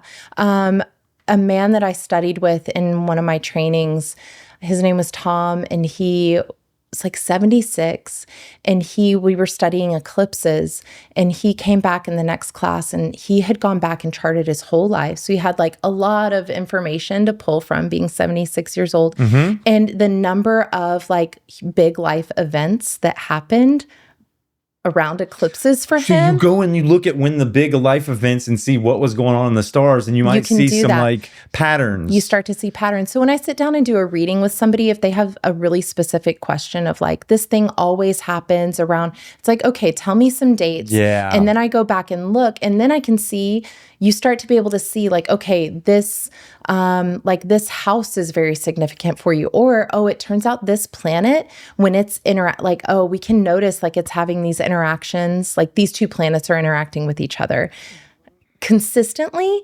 That might be something to look for in the future and just notice. Yeah. And it's different for everyone. And that's where it depends, because it depends, it depends on so many things. So there are some universals, and then there are just so many unique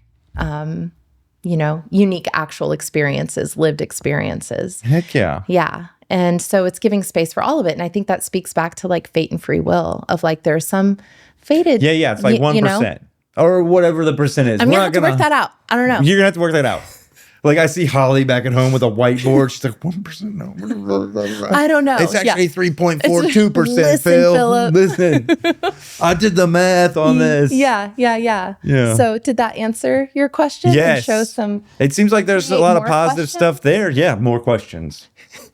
More questions. Yeah. Now let's talk about your life story some. All right. Where were you born? I was born here in Austin, technically in Georgetown. You're an Austin native? Well, yes. Georgetown, close enough. My parents lived in the neighborhood, the Crestview neighborhood. In my neighborhood. In your neighborhood. I'm pointing like it was like a couple streets over. Right across the street. I wasn't born in that house. My parents liked the hospital in Georgetown. They were letting my mom do this like hypnobirthing, basically, which was like real hypnobirthing. They've got her under hypnosis.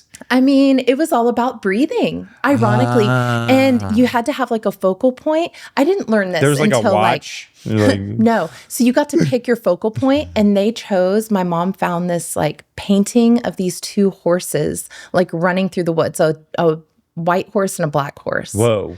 I know. And it's still hanging in my parents' bedroom right now. Racial harmony. I mean, tell me about it. Yin and yang. Yin and yang. But get this, Philip. Okay. We'll get back to like, okay. So they took it. They took the painting, took the horse painting. I was born at the end of January. Whole day, my dad drove a Jeep. There were no doors. There was no roof doors on it. He's a wild man. Tearing to the to the Georgetown Hospital. Yeah. And that was country back then. It was country. Like, who knows? Wild West. Wild West. Basically. Yeah. What year was this? 79. Okay. So you're 79. No. That was all just farmland. Oh, it was just all farmland. I'm sure of it. Just I-35, just nothing. And your mom is passenger side? Yeah, holding on to the painting. I don't know. Come on. Let's get there. So I don't know. I won't tell the whole birth story, but I was born. And when I was 8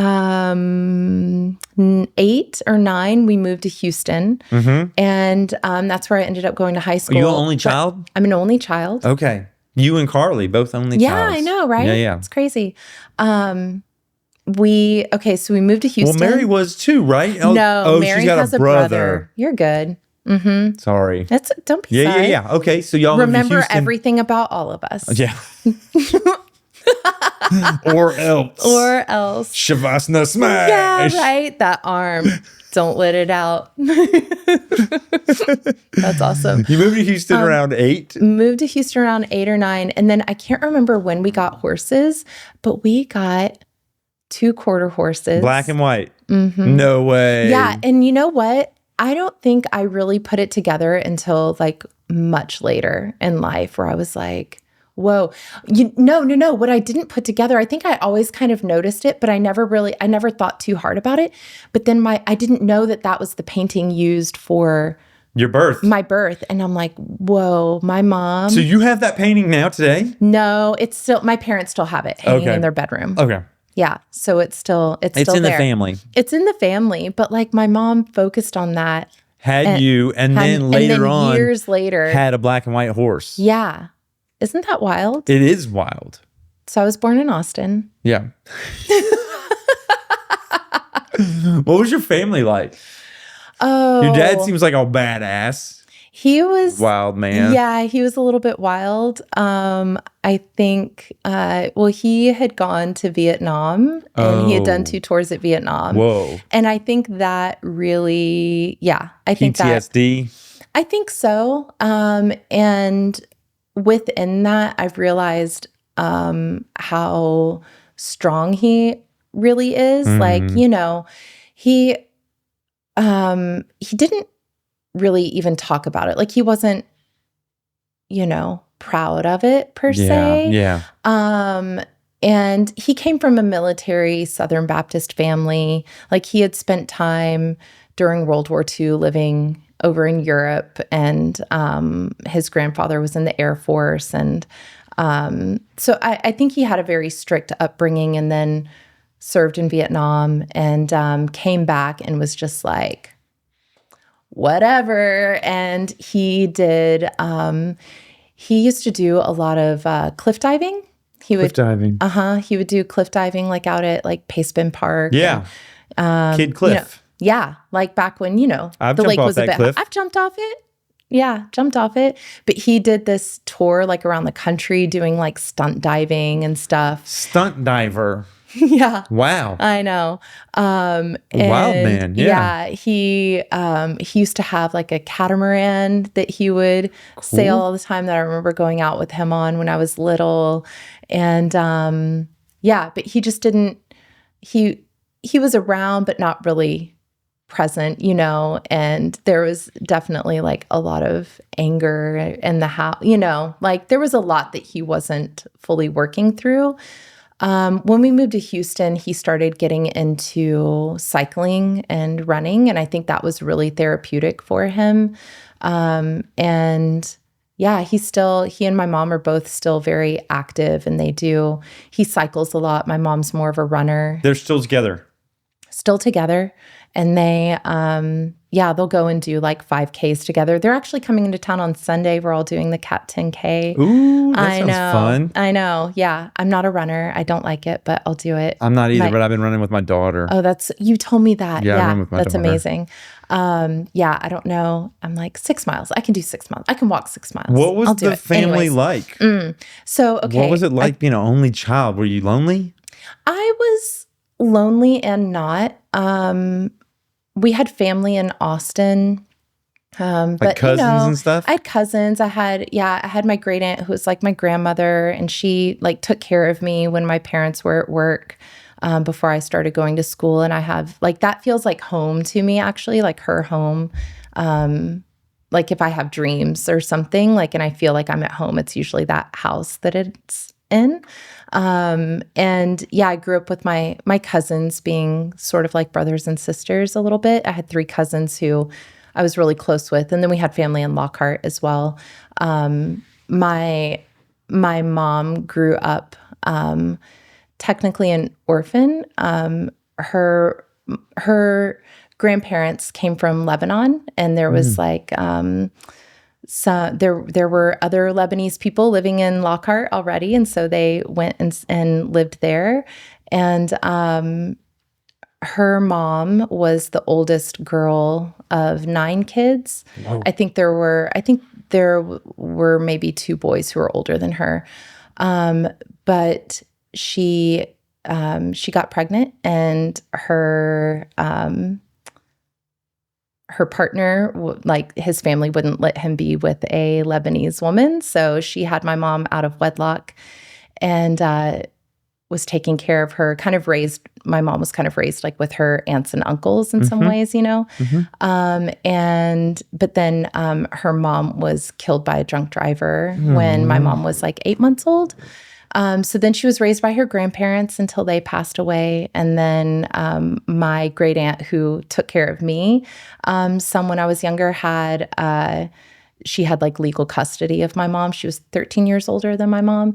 So I don't know. I've been reflecting on it a lot in terms of, in terms of a lot of things. Yeah, what would that be like? Yeah. No dad, no mom. Right. Raised by like this older generation. Yeah. As kind of a first generation. As a first generation, yeah.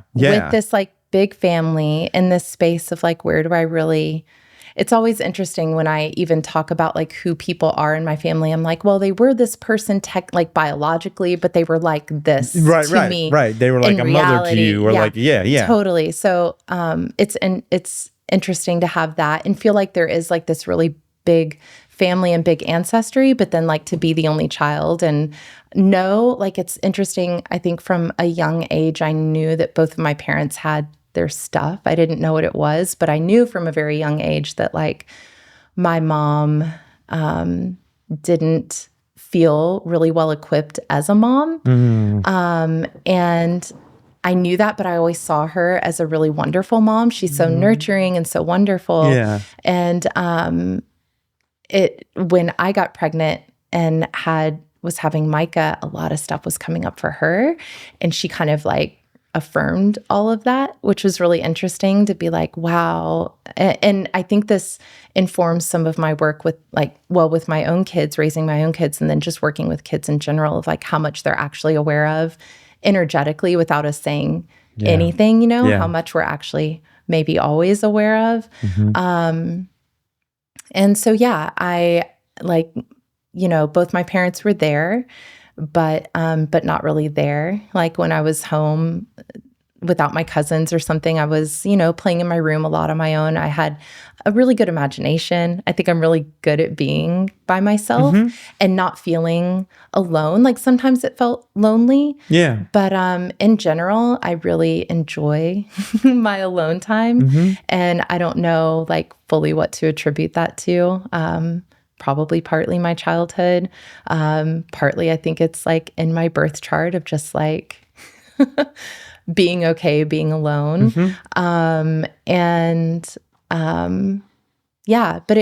it was good in a lot of ways and hard in a lot of ways. And I really like respect my parents a lot, given everything that that I know they've gone through. And I know that's just like scratching the surface of awareness. And as we've gotten older, like my dad has shared more things with me, which is really, really great.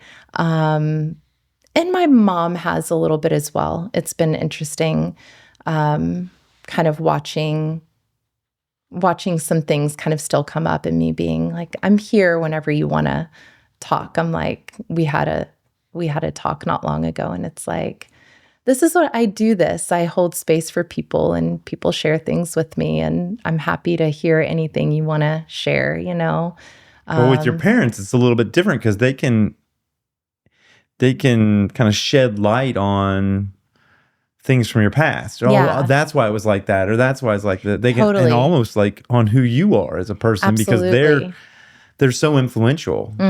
Yeah, I'm hopeful to get more. You are? More stories from them. Yeah, and more of their experience from them. But I think it's,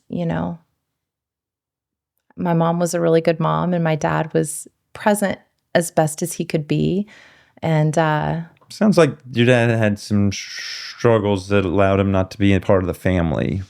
Yeah. I think, it wasn't until I think my brother-in-law first asked him some questions about his time at Vietnam. And afterwards, it was the first time my mom said it was the first time she heard some of the stories that he told. And I'm like, whoa. Yeah, so he probably had had to be difficult to be a warrior in those arenas and then come back and be in family. It's it's destruction in life, right? Yeah. And how do you, I don't know how that happens. I don't know. It's got to be difficult. Yeah, it does. I remember one time I was working at a place in downtown Austin, and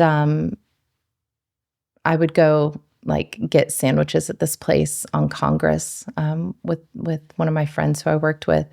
And there was this homeless man who was there, and he was super nice, super friendly. We talked to him all the time. He knew the people in the sandwich shop, and was always like coming in, like, getting money and coming in and getting a sandwich, and like everyone knew each other.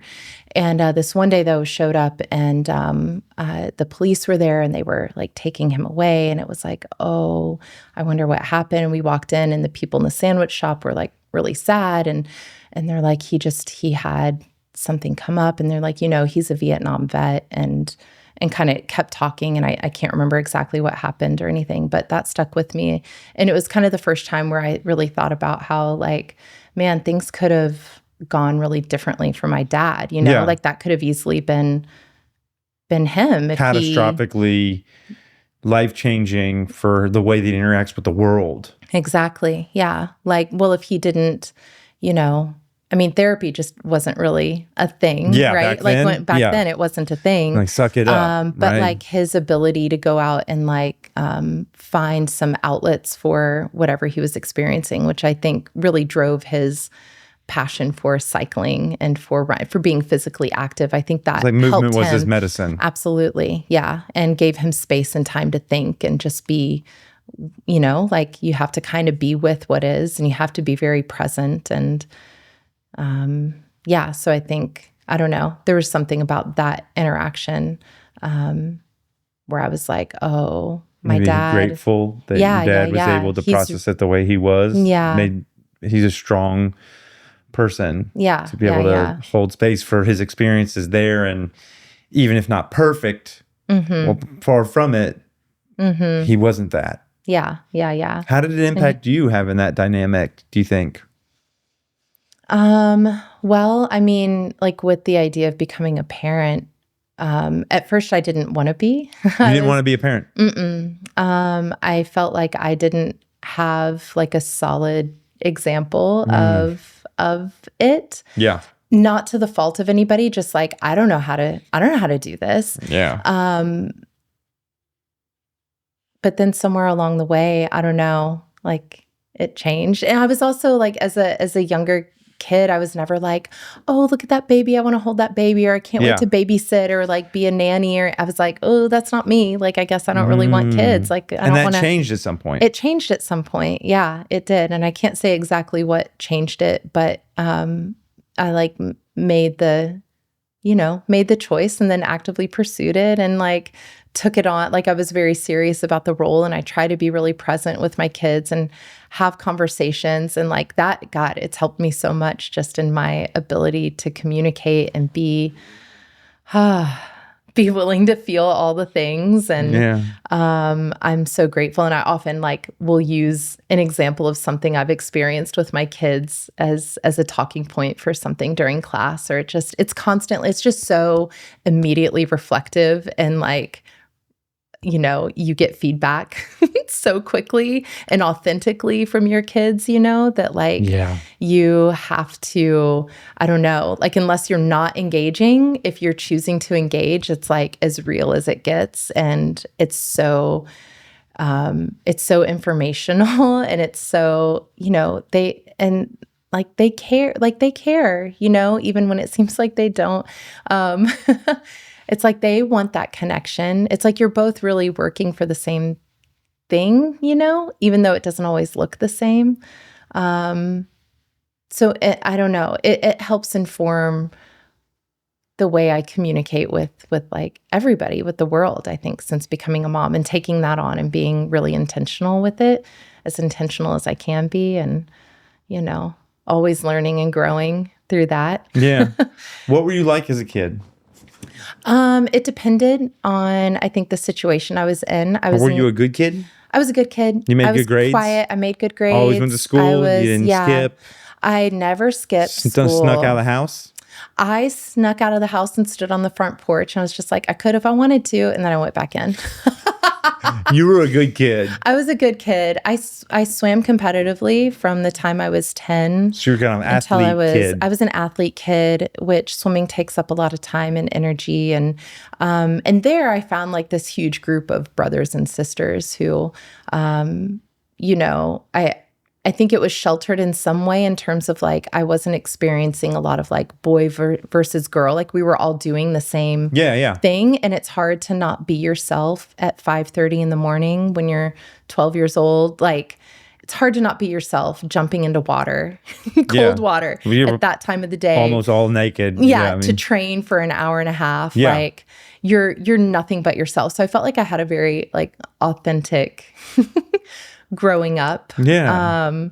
And I'm really grateful for it. But it was a little jarring getting into like the real world and like, oh, like, I don't know how to explain it, but sometimes, in like office dynamics of like figuring all of that out. And when then you started doing marketing and stuff? Yeah. Well, yeah. Especially when I started doing graphic design and marketing. Where did you go to school? UT. You went to UT? Mm-hmm. So you stayed in Austin? I did. I didn't plan to, and I did. Here we are. Did you do any walkabouts? Walkabouts, not really. Where you went out in the world? No, I always wanted to. My degree's in photojournalism, and I kind of like, like we were talking about before we got started, like I really like people's stories. Mm-hmm. And I kind of envisioned myself like traveling and gathering stories, you know? Yeah. And, that might be part of the future. Who knows? But yeah, I didn't. I didn't go that route initially. I was a photographer's assistant for like a year and a half after college, and then decided that wasn't my thing. Didn't know what my thing was. I quit, and I was like, oh, I don't know what to do now. I have this degree. What do I do? Yeah. And a friend of mine from swimming, she was like 5 years older than me, but I'd run into her at some point while I was still in college, and she gave me a business card, and I was like, it was like my first business card. I held on to it, and didn't really, she was a graphic designer, didn't know what that was. But I looked her up, and she had just started her own business. And I asked her to lunch to pick her brain about like, what do I do? Like, here I am. And I've like, I have this degree. I know I don't want to do this thing. Like, what do I do? Not looking for a job, just looking for advice. And we went and ate lunch, and then she was like, she asked me to bring my portfolio with me as well. And I was like, okay.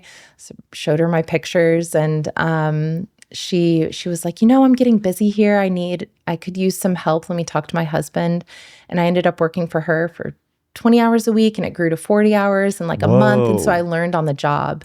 And then from there, started a graphic design business with two other girls who I'd met there.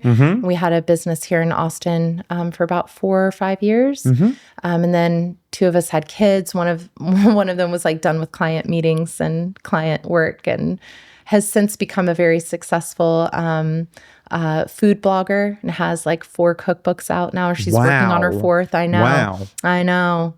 And Trina is she's a very, very talented graphic designer. When did yoga get into your life? When did yoga get in my life? That's a good question. Yoga came in, I took that philosophy of yoga class. At UT. In like 2001. Hindu, then Buddhism, and then yoga. Beautiful. Got it. And I didn't physically practice yoga for like probably another year. And then I started practicing, and was just kind of off and on at that studio. And then about the time that I started the graphic design business with my 2 friends, I also got a part-time job at a local yoga studio doing graphic design for them. And I was with them for a number of years, and that's where I really got into my practice. That's where I did my teacher training.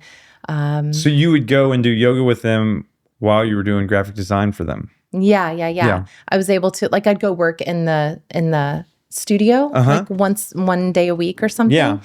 And I could go take yoga anytime. But like, it was nice to just like take a little break. And then, slide into a class. And so it happened kind of through the job. It did. It kind of happened through the job. And when I finally signed up for teacher training, the owner of the studio, he was like, "We've been expecting you." I was like, Really? Yeah. I was like, that's really? So cool. Yeah. So, that was 2009. I graduated. Wow. With my 200-hour, and I started teaching 16 years ago. I know. I started teaching, and then I got pregnant, and then stopped teaching because it was just too many new things. I was like curled in a ball in my car before teaching, and then I would go teach. I'd be fine. It's like I was a conduit for something else to just flow through me. I'd feel fine. And then I would just be like exhausted. I wasn't practicing. I just felt like this is too many new things at once. So I paused, and then another opportunity came up a couple of years later, started teaching, and found out I was pregnant with Anathan. I'm like, maybe I'm never supposed to teach. The universe is telling you something. Yeah. Maybe I'm not supposed to teach. Yet, exactly. And so paused that. That was just a temporary thing anyways. But then I was around kids a lot, and I was like, oh, this is, I think, what I actually want to do. I did my kids Yoga training. And kids. Yeah. Did my kids training in 2016. That's what the universe was telling you. Every time you started teaching yoga, Thank you. You'd have a kid. The cycle. And it was like, oh, yeah, put kids and yoga together. Do it together. Yeah. So I found, I find teaching kids and families like really fulfilling and rewarding and challenging, and I get to learn all the time while I'm doing it.